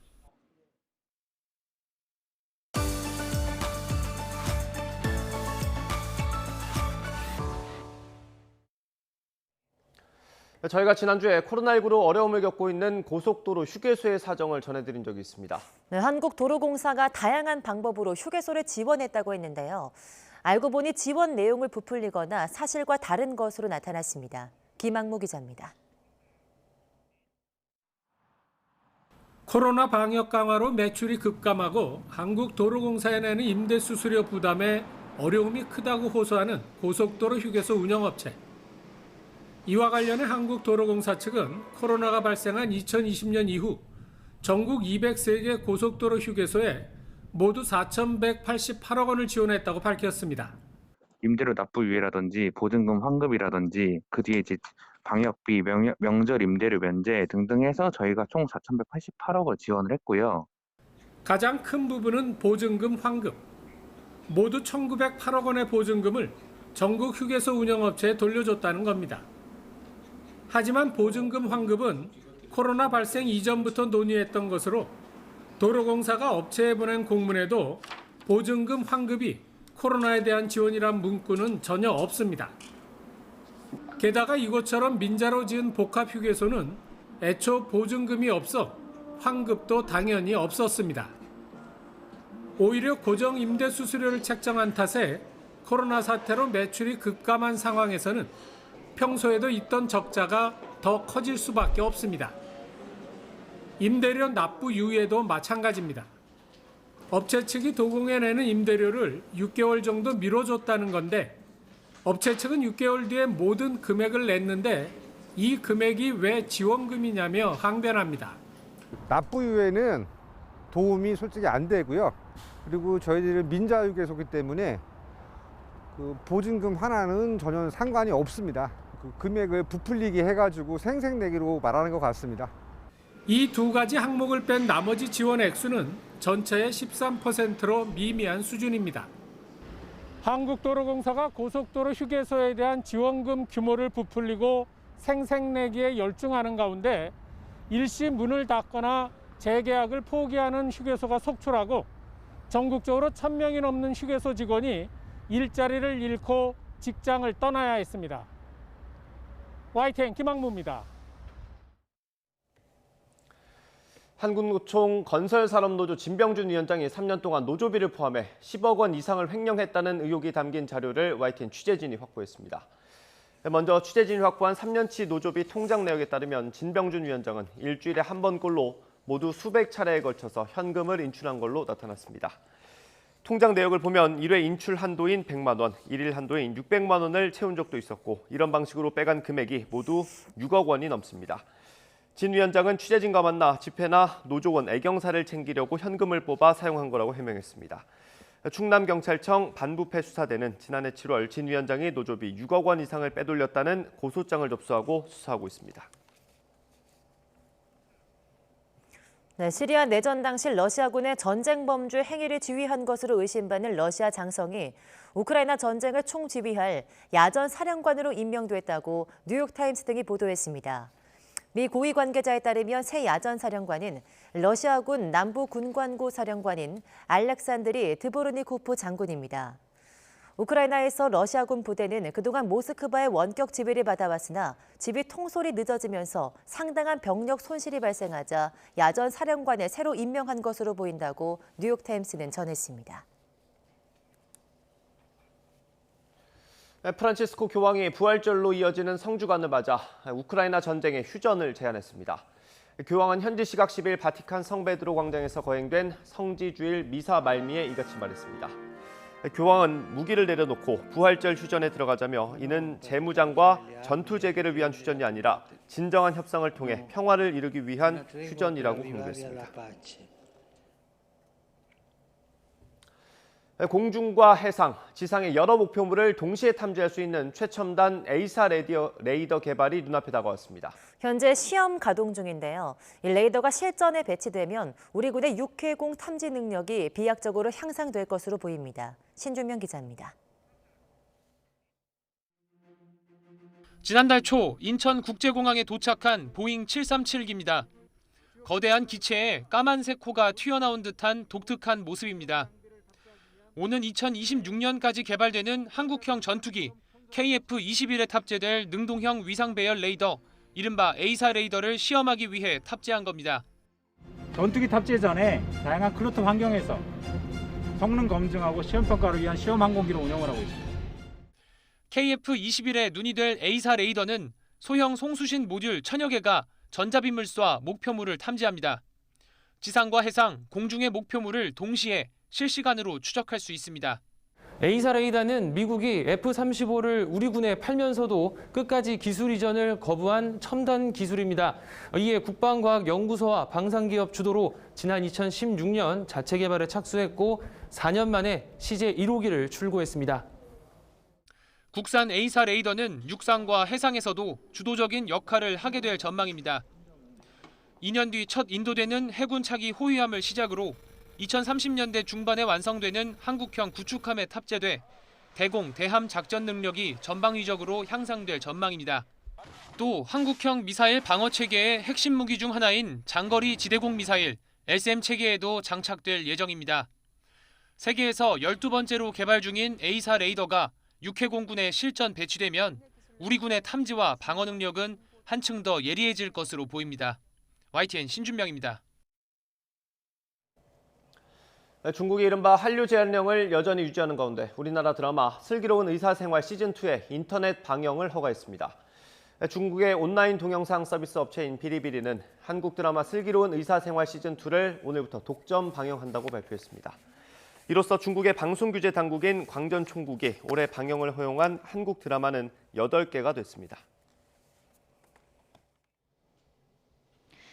어제는 때이른 여름이 찾아온 듯 기온이 크게 올랐습니다. 오늘도 고온 현상이 이어지게 했고 활동량이 많으시다면 다소 덥게도 느껴질 수 있겠는데요. 오늘 서울의 한낮 기온은 25도로 예년 기온을 8도가량이나 크게 웃돌겠습니다. 이 맑은 날씨에 기온이 치솟으며 대기는 바짝 메말라가고 있는데요. 이 전국 곳곳에 건조특보가 발효 중인 가운데 해안가와 산간을 중심으로는 바람이 강하게 불겠습니다. 불씨 관리도 철저히 해주셔야겠습니다. 오늘 내륙에는 가끔 구름만 많겠고요. 제주도와 남해안에는 오후까지 비가 조금 내리겠습니다. 현재 기온 살펴보도록 하겠습니다. 현재 서울 기온은 13.5도, 대전은 12.4도, 부산은 15.1도를 나타내고 있습니다. 오늘 낮 기온은 어제와 비슷하거나 조금 더 낮겠는데요. 오늘 서울의 한낮 기온은 25도, 대전은 28도, 광주는 27도, 대구는 25도 선까지 크게 오르겠습니다. 고온 건조한 날씨는 수요일 전국에 비가 내린 뒤에 서서히 누그러질 전망입니다. 지금까지 날씨 정보였습니다. 윤석열 당선인이 경제부총리 후보자의 국민의힘 추경호 의원을 국토부 장관 후보자에는 원희룡 전 제주지사를 지명했습니다. 경제 분야 장관 후보자들은 하나같이 현재 우리 경제가 국내외적으로 위기에 처해 있다며 이를 돌파할 수 있는 정책을 펴나가겠다고 밝혔습니다. 후보자들의 말 직접 들어보겠습니다. 민생 안정이 최우선이기 때문에 만약에 공식적으로 출범하면은 경제장관들이 원팀이 되어서 이런 당면 현안인 물가 안정을 최우선 과제로 두면서 풀어나가도록 그렇게 하겠습니다. 정부 역량을 집중해야 되는 일은 우리 서민과 중산층의 주거를 안정시키고 꿈을 잃은 젊은 세대의 미래의 꿈을 가질 수 있게 하는 일이라고 생각합니다. 우리 경제에 제도약을 할 수 있는 그런 산업정책을 구상해 볼 생각이고요. 큰 방향은 규제 개혁을 통해서 기업의 활력을 좀 높이고 그다음에 기업인들과 긴밀한 소통을 통해서 정부와 기업이 같이 파트너로서 전략을 짜나가는 그런 노력을 할 거고요. 제가 이제 반도체를 오랫동안 경험하고 그 분야의 지식을 쌓아왔습니다. 그래서 또 반도체의 중요성이 크다고 보고 그 분야에 대해서 발전시키도록 하겠습니다. 존폐 위기에 놓인 여성가족부 수장에 지명된 김현숙 후보자는 부처 개편 시기에 대해서 예단하기 어렵다고 밝혔습니다. 정호영 복지부 장관 후보자는 코로나19 상황을 잘 대처하기 위해 고민하겠다고 말했습니다. 후보자들 얘기 들어보겠습니다. 여러 국민들과 다 소통하고 그다음에 야당과 화합하고 그다음 미래를 열 수 있는 그런 새로운 부처로 갈 수 있도록 충분한 의견을 수렴할 예정이기 때문에 언제 그 부처에 대한 개편이 될지에 대해서 지금 말씀드리는 건 좀 이르지 않을까 그렇게 생각이 됩니다. 감염병이 온 나라를 이렇게 뒤덮고 있는 상황을 군사적이진 않지만 국가 안보를 위협하는 대단히 위중한 상황이라고 또 인식하고 계십니다. 그래서 이러한 문제에 대해서 어떻게 적절히 잘 대처할 것인가는 또 제가 앞으로 열심히 고민해 보겠습니다. 북한에 대한 대응 전략 가운데서 우리 자체의 능력도 매우 중요하고 또 한편으로는 미국과의 관계에서 미국의 억제 전력들을 최대한 활용하는 것, 이 두 가지 축을 동시에 우리가 해야 한다고 봅니다. 언론의 책임의식을 가슴에 담아야 하는 그런 요소를 잘 배합하고 조화롭게 그렇게 윤석열 정부에서는 이끌어 나갈 겁니다. 더불어민주당 박홍근 원내대표는 윤석열 대통령 당선인의 장관 후보자 지명과 관련해 국정 운영의 비전과 철학은 보이지 않고 내각을 채우는 데 급급한 주먹구구식 인사 발표였다고 비판했습니다. 박 원내대표는 어제 오후 국회에서 열린 한덕수 국무총리 후보자 인사청문준비회의 모두 발언에서 명확한 기준도 원칙도 철학도 없는 깜깜이 인사에 제 식구 나눠먹기식 논공행상 인사라며 이같이 말했습니다. 이어 윤석열 정부의 성공을 가늠할 첫 내각인 만큼 민주당도 무거운 책임을 갖고 철저한 검증으로 견제에 소임을 다할 것이라고 강조했습니다. 국민의힘은 윤석열 정부 내각 인선을 비판한 더불어민주당에 대해서 시작 전부터 어떻게든 흠집을 내보려는 구태 정치라고 발끈했습니다. 허은하 수석 대변인은 논평에서 아직 총리 후보자에 대한 인사청문회는 시작도 하지 않았고 장관 후보자 8명 역시 이제 막 발표했을 뿐이라며 이같이 밝혔습니다. 또 민주당이 애당초 반대를 위한 반대, 무조건적인 깎아내리기에 목적이 있는 건 아닌지 의심스럽다고 지적했습니다.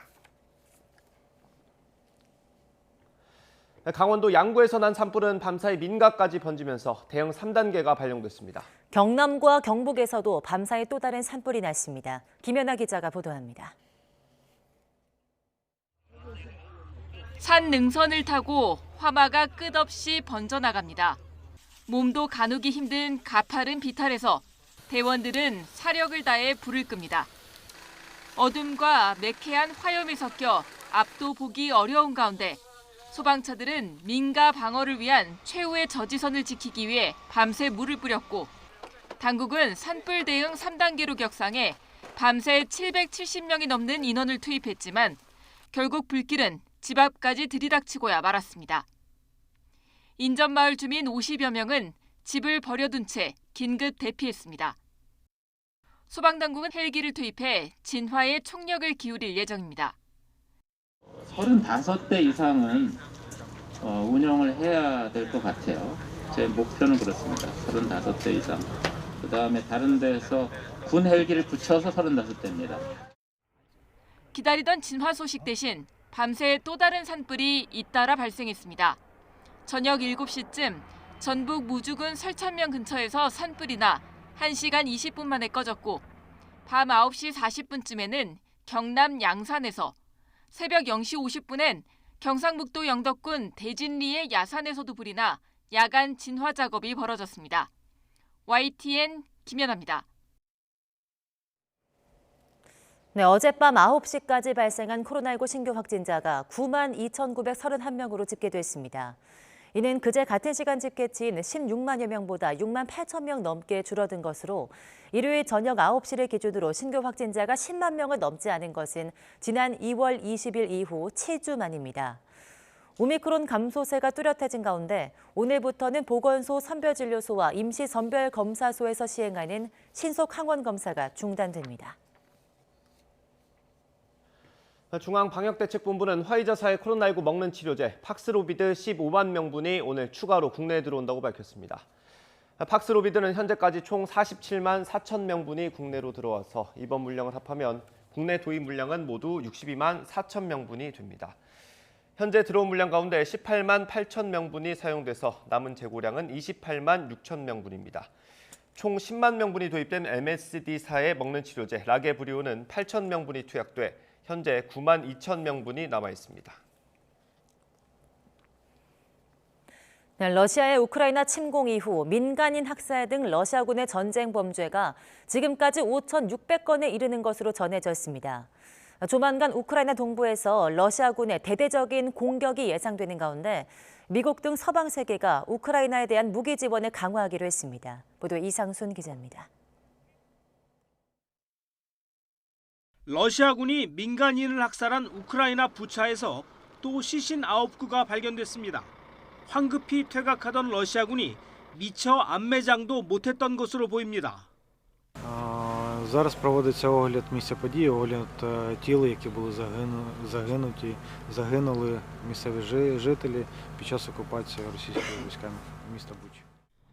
우크라이나에 따르면 러시아군의 이런 전쟁 범죄는 지금까지 5,600여 건에 이릅니다. 국제사회가 공분하고 있지만 러시아는 돈바스 등 동부 지역으로 병력을 집결하며 대규모 공격을 준비하고 있습니다. 러시아 국방부는 KA-52 공격용 헬기가 우크라이나 군용 차량 행렬과 방공부대를 타격하고 무인기가 미사일을 발사해 우크라이나군 수송 차량을 공격하는 장면을 공개하며 위력을 과시하기도 했습니다. 젤렌스키 우크라이나 대통령은 러시아의 목표는 유럽 전체라면서 서방 세계의 지원을 호소했습니다.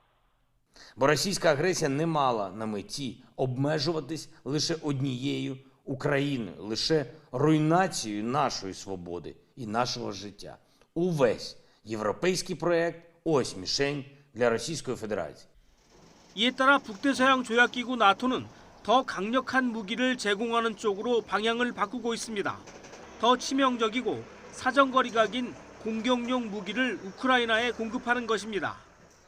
We are going to get Ukraine the weapons it needs to beat back the Russians, to stop them from taking more cities and towns where they commit these crimes, and also to squeeze the Russian economy to increase the pressure and the costs on Vladimir Putin and the Kremlin and the Russian government.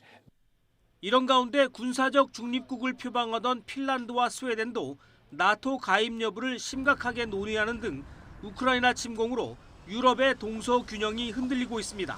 YTN 이상순입니다. 네, 카를 네함머 오스트리아 총리가 오늘 모스크바에서 푸틴 러시아 대통령을 만납니다. 러시아가 우크라이나를 침공한 이후 처음으로 서방 국가 지도자가 푸틴 대통령을 대면하는 것이어서 회담 결과에 관심이 모아지고 있습니다. 김원대 기자입니다. 카를 네함머 오스트리아 총리가 지난 9일 우크라이나 수도 키이우를 방문해 볼로디미르 젤렌스키 대통령과 회담을 가졌습니다. Meine größte Hochachtung vor der Regierung, aber auch vor den Menschen, die in der Ukraine ihr Vaterland so verteidigen. 네함머 총리는 오늘은 모스크바를 방문해 블라디미르 푸틴 러시아 대통령을 만날 예정입니다. 네함머 총리는 10일 자신의 트위터에 전쟁은 중단돼야 하며 인도적 통로, 휴전, 전쟁 범죄에 대한 전면 조사가 필요하다고 밝혔습니다. 러시아 크렘린궁 역시 푸틴 대통령과 네함머 총리가 모스크바에서 회담한다는 사실을 확인했습니다. 지난 2월 24일 러시아가 우크라이나를 침공한 이후 서방권 국가 지도자가 푸틴 대통령을 대면하는 것은 처음입니다. 따라서 이번 회담이 평화협상을 촉진할 계기가 될지 주목됩니다. 영세 중립국인 오스트리아는 유럽연합 EU 회원국이지만 대서양 양안간 집단 방위 체제인 북대서양 조약기구 나토 회원국은 아닙니다. 오스트리아는 이번 전쟁에서는 러시아의 침략 행위를 비난함과 동시에 우크라이나에 대한 인도주의, 정치적 지지를 분명히 해왔습니다. 한편 조 바이든 미국 대통령이 현지 시각 오늘 나렌드라 모디 인도 총리와 화상으로 회동한다고 젠사키 백악관 대변인이 밝혔습니다. 이번 회동은 미국이 국제사회에 우크라이나를 침공한 러시아 제재에 동참할 것을 압박하는 가운데 이루어져 관심을 모으고 있습니다. 인도는 러시아에 대한 제재에 동참하지 않고 있는 등 중립적인 입장을 견지하고 있습니다. YTN 김원배입니다. 네, 볼로드미르 젤렌스키 우크라이나 대통령이 오늘 오후 국회 화상 연설을 합니다. 국회 외교통일위원회의 주관으로 국회 연설에 나서는 젤렌스키 대통령은 15분 동안 국제사회에 러시아의 침공에 대한 비판 목소리를 직접 전할 예정입니다. 젤렌스키 대통령은 미국 의회에서 첫 화상 연설을 통해 국제적인 지지를 호소한 데 이어서 연일 전 세계 의회에서 러시아의 명분 없는 전쟁을 멈추게 해달라고 호소하고 있습니다. 연설을 추진한 이광재 외통위원장은 앞서 폴란드 현지를 사흘간 방문해서 우크라이나 난민 상황을 파악하고 고려인 동포에 대한 지원 방안을 모색했습니다.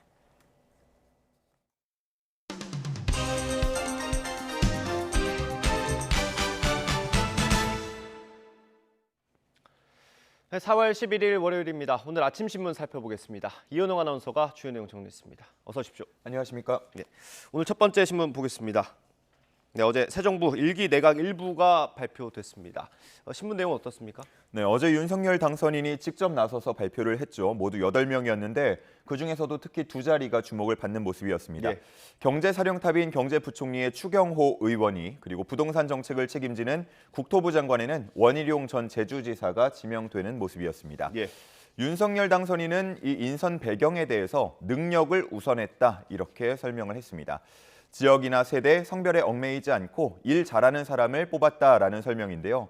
한국일보에서는 이번 인사를 두고 능력만 봤다고 하지만 통합과 균형이 안 보였다라고 제목을 썼습니다. 예. 조금은 비판적으로 보는 시각이었고요. 8명 중에 6명이 캠프나 인수위 출신이고 또 나머지 2명도 당선인과 친분이 있다는 점을 언급했습니다. 예, 이 한국일보처럼 비판적으로 보는 시각들이 좀 있는 것 같던데 균형이 없었다고 보는 구체적인 이유가 있습니까? 예, 다음 신문 보면서 설명을 드리겠습니다. 자, 보시면 한겨레나 한국일보와 같이 이번에 발표된 인사들을 영남 출신이 많았다, 또 5, 60대가 많았다, 남성이 많았다 이렇게 요약을 하고 있었습니다. 영남 출신은 5명이었고요. 호남 출신이 1명도 없었다는 점이 눈에 띄었습니다. 예. 또 여성은 김현숙 여가부 장관 후보자 외에는 없었다는 점도 있었고요.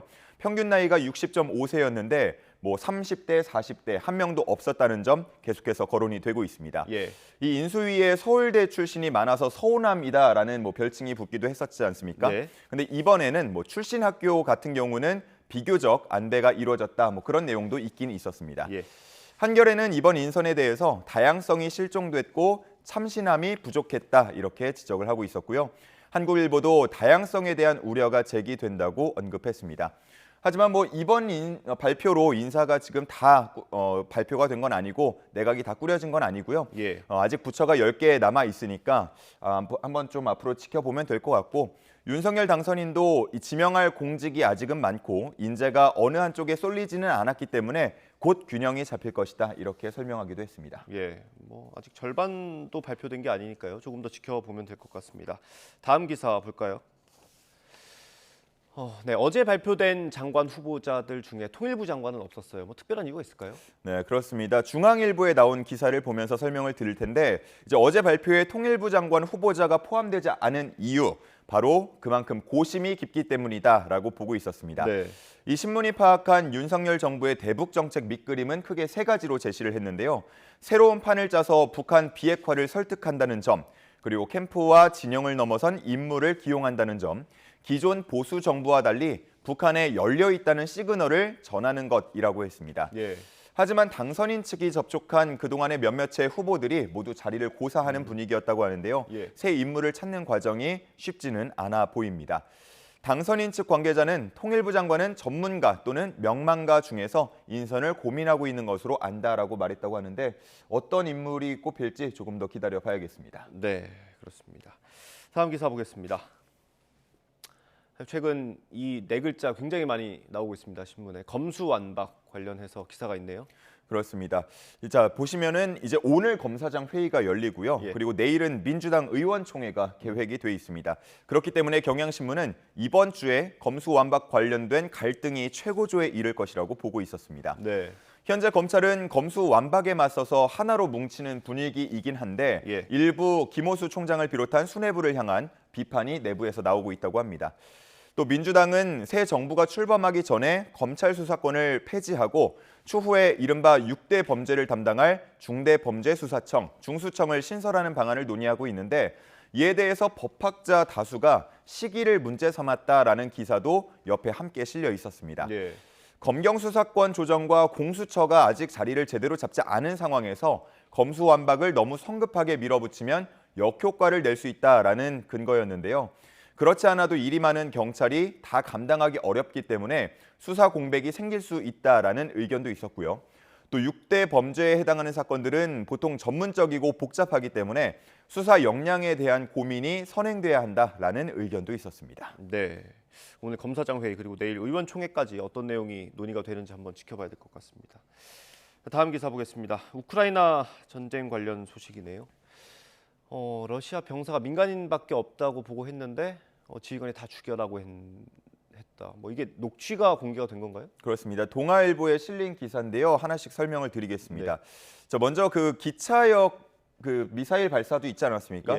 안전한 곳으로 이동하려는 피난민들 한 4,000명 정도가 모여 있었다고 하는데 이번 공격으로 최소 50명 정도가 숨진 것으로 알려졌습니다. 이런 가운데 말씀해 주신 대로 러시아군의 녹취가 CNN을 통해서 공개가 됐는데요.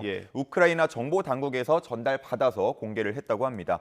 이 해당 녹취를 보면요. 러시아군 병사와 상관의 대화가 들어있는데 이 병사가 먼저 얘기를 합니다. 이 마을에는 민간인밖에 없습니다. 뭐 공격해도 됩니까? 뭐 이런 식으로 물어봤는데 상관이 신경 쓰지 말아라. 다 죽여라. 라는 식으로 지시를 했다고 합니다. 이게 정말 뭐 러시아군 사이의 대화라고 한다면 너무나 충격적인 사실인데요. 일단 빨리 전쟁이 종료가 돼야겠고 이런 것들이 모두 다 사실인지도 진실인지도 명명백백 밝혀져야겠습니다. 예, 그렇습니다. 러시아가 이번에도 뭐 조작이라고 대응할지 아니면 무대응으로 할지 지켜봐야 될 것 같습니다. 다음 기사 보겠습니다. 네, 지난 주말에 진짜 벚꽃 만발했더라고요. 뭐 지금 사진에서 보시는 것처럼 굉장히 많은 분들이 이제 벚꽃 구경을 갔습니다. 아마 코로나 이후에 이제 봄을 봄답게 보내신 분들이 거의 없었다 보니까 한 2년 정도 좀 우울한 봄을 보냈다 이런 평가들이 나오고 있고 이번에 3년 만에 윤중로 뭐 여의도의 벚꽃길도 개방이 됐고 또 여러 벚꽃길이 개방이 되면서 많은 분들이 벚꽃 구경에 나선 모습이었습니다. 뭐 이 밖에도 서울숲이라던가 석촌호수, 이른바 벚꽃 명소에 정말 많은 분들 모이는 모습이었고요. 또 명동 거리 모습 사진도 실려 있는데 명동은 특히나 코로나 이후에 외국인 관광객이 찾지 않으면서 뭐 유령 도시가 됐다 이런 평가까지도 받았었는데 지난 주말에는 꽤나 활기를 띠었다고 합니다. 거리두기가 점차 완화되면서 홍대나 이태원 등의 번화가에도 여러 사람들이 모였다고 하고요. 거리에 모여서 버스킹 공연을 보거나 또 12시가 넘어서 자정이 넘어서 한강공원을 찾아서 밤을 즐기는 경우들도 눈에 띄었다고 합니다. 신문들은 이번 주 내에 다음 거리두기 지침이 발표될 것이라고 보고 있는데 과연 완전 해제가 될지 그 부분을 주목하고 있었습니다. 그렇습니다. 다음 기사 보겠습니다. 중국 코로나19 상황인 것 같네요. 여기 있는 사진이 몇 군데 실렸더라고요. 이게 그 아파트 베란다에 냉장고 텅 비어있는 냉장고를 이렇게 내다 놓은 모습이죠. 그렇습니다. 이 사진만 보면 이게 무슨 일이지 싶을 텐데 제가 하나씩 설명을 드리겠습니다. 지난 7일 기준 중국의 31개 성시 가운데 13개 성 25개 도시가 전면 봉쇄 조치했습니다. 인구로 따지면은 1억 4천만 명이 넘게 봉쇄 조치를 당하고 있는 거고 10명 중에 1명꼴로 갇혀 있는 생활을 하고 있습니다. 하지만 봉쇄 기간이 길어지면서 여러 문제점들이 나타나고 있는데 무엇보다 식자재 부족 문제가 심각하다고 합니다.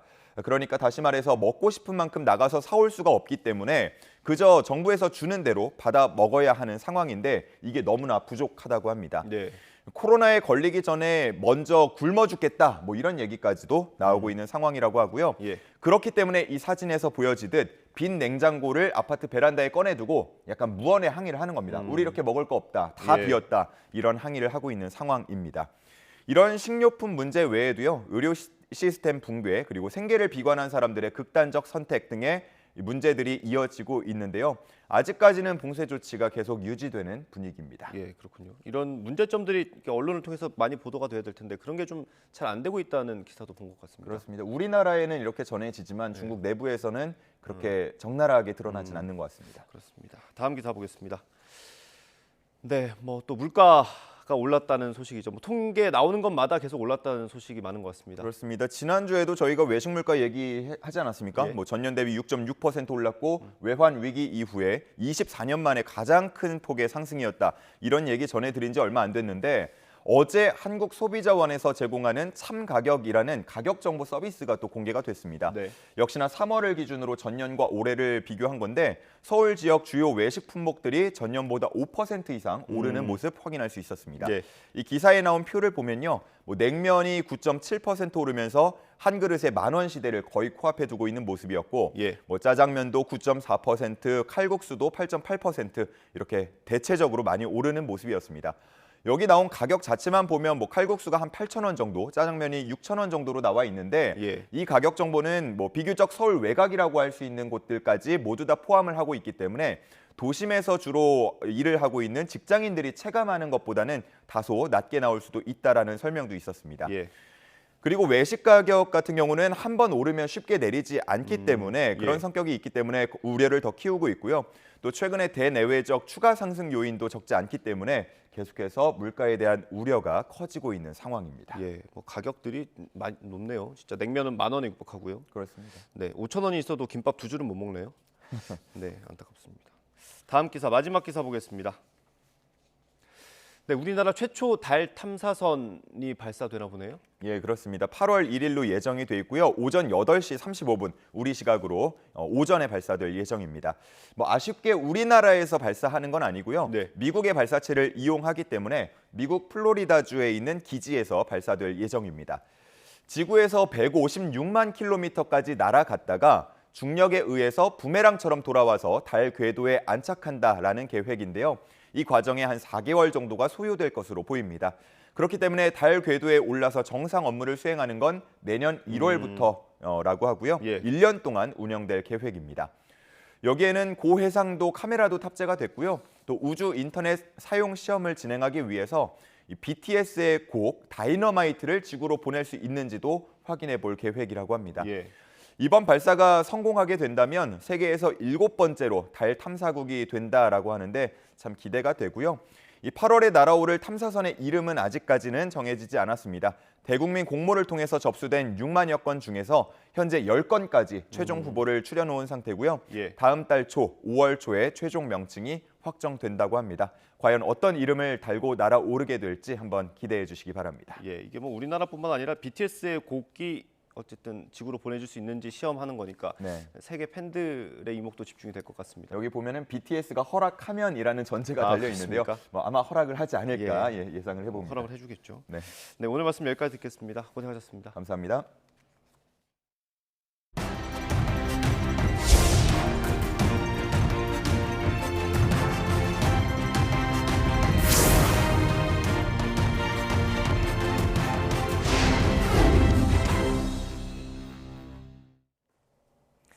네, 미국 라스베이거스에서 BTS의 콘서트가 오는 주말에도 이어질 예정인데요. 특히 BTS를 통해 우리 문화까지 전 세계로 퍼져나가고 있습니다. 미국 현지에서 박기환 기자가 보도합니다. 보랏빛으로 둘러싸인 무대에 BTS 노래와 함께 멤버들의 영상이 공개되자 도시 전체가 떠내려갈 듯 함성이 터집니다.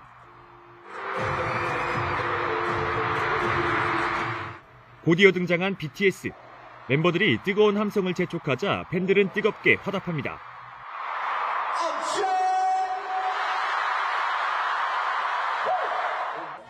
지난해 말 LA와 지난달 서울에 이은 미국 라스베이거스 콘서트 무대입니다.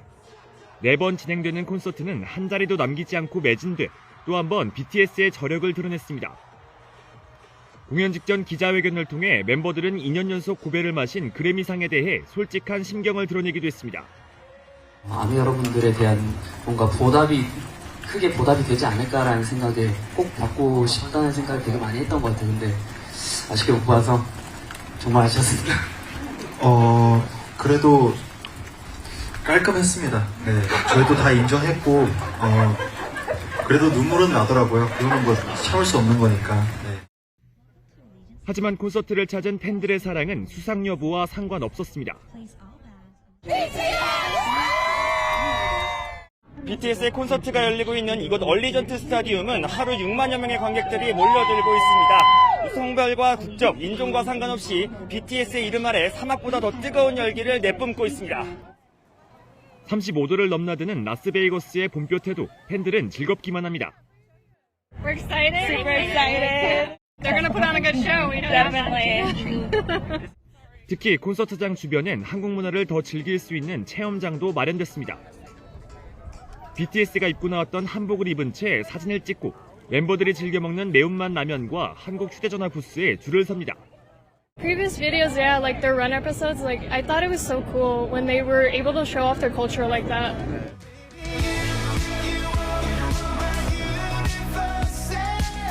전 세계를 뒤흔든 BTS의 열풍이 우리 문화 전반을 알리는 역할을 하고 있습니다.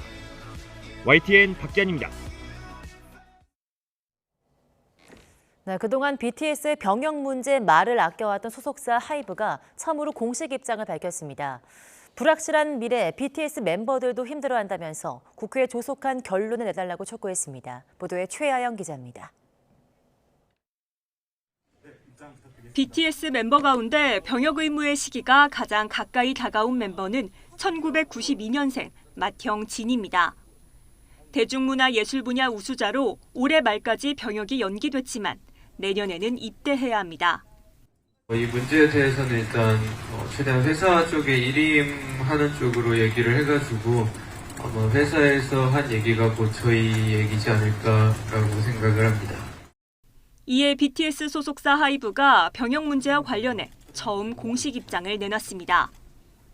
멤버들이 국가의 부름에 응하겠다는 생각은 지금도 변함이 없다면서도 불확실한 병역 제도에 힘들어하고 있다고 털어놨습니다. 최근 몇 년간 이 병역 제도가 변화를 하고 또 시점을 예측하기가 어려운 점이 있기 때문에 아티스트분들이 이런 점에 대해서 조금 힘들어하는 건 사실입니다. 왜냐하면 이제 본인들의 계획을 잡고 어쨌든 그런 것들을 하는 것들이 좀 어렵기 때문에. 이어 전 세계적인 관심사이고 병역 문제 논의가 성숙한 것으로 보인다며 국회에 조속한 결론을 촉구했습니다. 현재 국회에 발의된 병역법 개정안은 3건으로 국방위원회에 머물러 있습니다. 현행법은 예술체육 분야 특기자만 예술체육요원으로 대체 복무할 수 있는데 여기에 대중문화예술인까지 포함하자는 게 개정안의 골자입니다. 여야는 지난해에도 이 문제를 논의했지만 분분한 의견 속에 결론을 내지 못했습니다. 소속사까지 목소리를 내면서 BTS 군복무 문제가 다시 수면 위로 떠오른 가운데 이에 대한 국회 의지와 여론에 다시금 관심이 쏠리고 있습니다. YTN 최아영입니다. 네, 프로야구 선두 SSG가 기아를 꺾고 역대 개막 연승 공동 2위 기록에 해당하는 8연승을 달렸습니다. 주말과 휴일 전국 5개 고장에는 10만 명이 넘는 관중이 입장해서 가라앉았던 프로야구의 인기 회복을 예고했습니다. 김상희 기자입니다. 지는 법을 잊은 SSG가 이번엔 선발 전원 득점으로 개막 연승을 8경기로 늘렸습니다. 박성한과 최주환이 4회, 최지훈이 6회에 각각 홈런포로 기아 마운드를 무너뜨리면서 팀의 대량 득점을 이끌었습니다. 공수 겸장 유격수로 통하는 박성환은 홈런 포함 4타수 3안타 2타점 2득점의 맹활약으로 특별히 빛났고 수비에서도 환상적인 플레이로 팬들의 시선을 사로잡았습니다. 역대 개막 최다 연승은 2003년 삼성이 작성한 10연승으로 SSG는 이 기록에 2승만을 남겼습니다. 많이 부족하다고도 생각하고 지금도 계속 훈련 중에도 계속 신경 쓰면서 훈련하고 있기 때문에 앞으로 더 좋아질 거라고 생각합니다. 두산은 11회 연장 끝에 정수빈의 결승 적시타로 롯데를 4대3으로 눌렀고 한화는 노시환의 홈런을 앞세워 KT를 6대4로 꺾고 6연패 뒤 첫 연승에 성공했습니다. LG는 NC를 이기고 7승 1패로 선두 SSG를 바짝 추격했습니다. 홈런 선두 김현수는 첫 타석부터 시즌 4호포를 가동해 이 부분 선두를 질주했습니다. 공을 좀 더 높게 봐야 된다고 생각을 했고요. 하이페이스볼은 요즘 스트라이크 좀 높아진다고 한 이유로 항상 연습하던 공이라 좀 크게 보고 치려고 했습니다. 키움은 역전에 재역전을 거듭한 시속 게임에서 9회 말 푸이그로부터 시작된 완벽한 중계 플레이로 삼성 주자 9자욱을 잡아내 귀중한 한 점차 승리를 챙겼습니다. 개막 2주째를 맞은 전국 야구장에는 토요일과 일요일 이틀 동안 12만 7천여 명의 관중이 입장해 그간 코로나19 등으로 주춤했던 흥행 회복을 예고했습니다. YTN 김상학입니다. 네, 프로축구 수원FC가 이승우의 활약 속에 3경기 만에 승리를 맛봤습니다. 수원FC는 홈경기에서 이승우의 한 골, 도움 1개의 활약 속에서 국가대표 조규성의 페널티킥 골로 맞선 김천의 3대2로 승리했습니다. 제주는 역전패 위기에 몰렸던 후반 추가 시간에 주민규가 극적인 동점골을 터뜨려서 인천과 2대2로 비겼습니다. 강원과 포항도 후반 한 골씩을 주고받으면서 1대1 무승부를 기록해 승점 1점씩을 나눠 가졌습니다. 이번 시즌 K리그 최다인 14,000여 명의 관중이 입장한 가운데 열린 시즌 첫 슈퍼매치에서는 FC 서울이 후반 팔로세비치와 나상호의 연속골로 수원 삼성의 2대0으로 승리했습니다. 네, 우리나라가 3년 만에 열린 코리아 오픈 배드민턴에서 금메달 3개를 휩쓸었습니다. 세계 4위 안세영은 순천 팔마체육관에서 열린 여자 단식 결승에서 10위인 태국 초추웡을 꺾고 우리 선수로는 7년 만에 우승컵을 가져왔습니다. 상대 전적 5전 전승, 천적의 면모도 이어갔습니다. 강민혁, 서승재 조는 인도네시아 조를, 정나은, 김혜정 조는 태국 조를 각각 제압하고 나란히 남녀 복식 정상에 올랐습니다.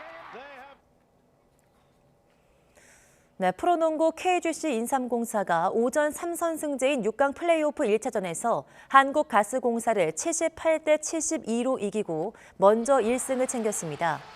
인삼공사는 스펠맨이 무릎 부상으로 결장했지만 멀로가 20득점, 또 10리바운드로 활약했고 양희종이 15점, 오세근과 문성곤이 각각 13점으로 팀 승리를 도왔습니다.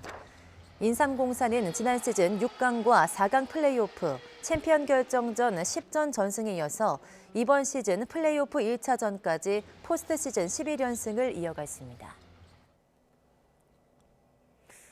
네, 제주 먼바다에서 헬기가 추락하면서 숨진 해경 대원들을 추모하기 위해서 합돈 분향소가 마련됐습니다. 분향소에는 추모객들의 발길이 이어졌습니다. 차상은 기자입니다. 헬기 사고로 순직한 해경 항공대원 3사람의 영정이 나란히 걸렸습니다. 마라도 남쪽 타이완 해역에 실종 선박 수세 개 투입됐다가 복귀하던 중 사고를 당한 지 3일 만에 합동 분향소가 마련됐습니다. 사고 소식에 달려온 동료들은 비통함을 감추지 못했습니다. 모처럼 만나기로 했던 약속은 지킬 수 없게 됐습니다. 며칠 뒤에 식사를 같이 하기로 약속을 했었거든요. 약속을 했는데도 불구하고 약속 며칠 놔두고 이렇게 사고가 생겨서 근무지는 달랐지만 항상 통화하면서 연락하면서 지냈었죠. 사고 몇 시간 전에 나눈 대화가 마지막이 될 줄 몰랐던 터라 황망한 마음이 가득합니다. 제주 소방에서 근무 중이었어가지고 그날 밤에 만나가지고 형님 그 멀리 가시는데 조심히 잘 다녀오시라 그런 대화를 나눴었습니다. 몇 시간 전에 같이 대화를 나눴었는데 이렇게 앞으로는 만날 수 없다라는 생각을. 사고 헬기의 부기장 정두환 경감과 정비사 차주일 경사, 전탐사 황현중 경사의 장례는 해양경찰청장 장으로 엄수됩니다. 해경은 순직자들에 대해 1계급 진급을 추서하고 국립묘지 안장과 국가유공자 지정 등 예우 절차도 진행하고 있습니다. 제주 먼바다에 추락한 헬기를 인양하는 작업은 늦어지고 있습니다. 인양 줄이 한 차례 끊어지는 변수가 생긴 탓에 보강 작업을 거쳐 인양할 계획입니다. 총 4개의 와이어를 연결할 것이며 이 작업은 오늘 밤에야 끝날 것으로 생각됩니다. 따라서 인양 작업은 내일 오전에 다시 재개할 예정입니다. 인양된 헬기가 부산해경 정비창으로 옮겨지면 블랙박스 분석 등 본격적인 사고 원인 조사가 시작될 전망입니다. YTN 차상입니다. 지난 주말 동안에는 때 아닌 고온 현상이 기승을 부렸습니다. 특히 어제 강릉의 한낮 기온은 31.3도까지 오르면서 111년 만에 봄더위가 나타났는데요. 오늘도 고온 현상은 계속됩니다. 오늘 서울 낮 기온은 25도로 낮 동안에는 다소 덥게도 느껴질 수 있겠습니다. 오늘 중부지방은 구름이 많이 끼겠고요. 남부지방은 대체로 흐린 날씨를 보이겠습니다. 남쪽을 지나는 기압골의 영향으로 제주도에는 늦은 오후까지 5에서 10mm의 비가 내리겠고요. 남해안에도 아침부터 낮 사이 5mm 미만의 비가 조금 지나겠습니다. 맑은 날씨에 기온이 치솟으면서 대기는 점점 더 메말라가고 있습니다. 서울을 비롯한 내륙 곳곳으로는 여전히 건조특보가 발령 중이고요. 지난 4일부터 전국적으로 산불 위기경보 경계 단계가 내려졌습니다. 여기에 해안가와 산간을 중심으로는 바람도 강하게 불고 있는 만큼 산불 등 대형 화재가 발생하지 않도록 각별히 유의하시기 바랍니다. 현재 기온 살펴보겠습니다. 서울 13.5도, 강릉 20도, 대전 12.4도, 광주는 15도를 보이고 있습니다. 낮 기온은 어제와 비슷해 한낮에는 초여름처럼 덥게도 느껴지겠습니다. 서울 25도, 포항과 광주 27도, 대전은 28도까지 오르겠습니다. 내일은 고온 현상은 내일까지 이어지겠고요. 수요일에는 전국에 봄비가 내리면서 계절의 시계가 제자리를 되찾을 전망입니다. 고온 건조한 날씨 속에 최근 크고 작은 화재 사고가 발생하고 있습니다. 더 이상의 피해가 발생하지 않도록 불씨 관리에 만전을 기해 주시기 바랍니다. 지금까지 서울 상암동에서 YTN 윤수빈입니다. 이상으로 굿모닝 YTN 마치겠습니다. 잠시 후 YTN 24가 이어집니다. 시청해주신 여러분 고맙습니다.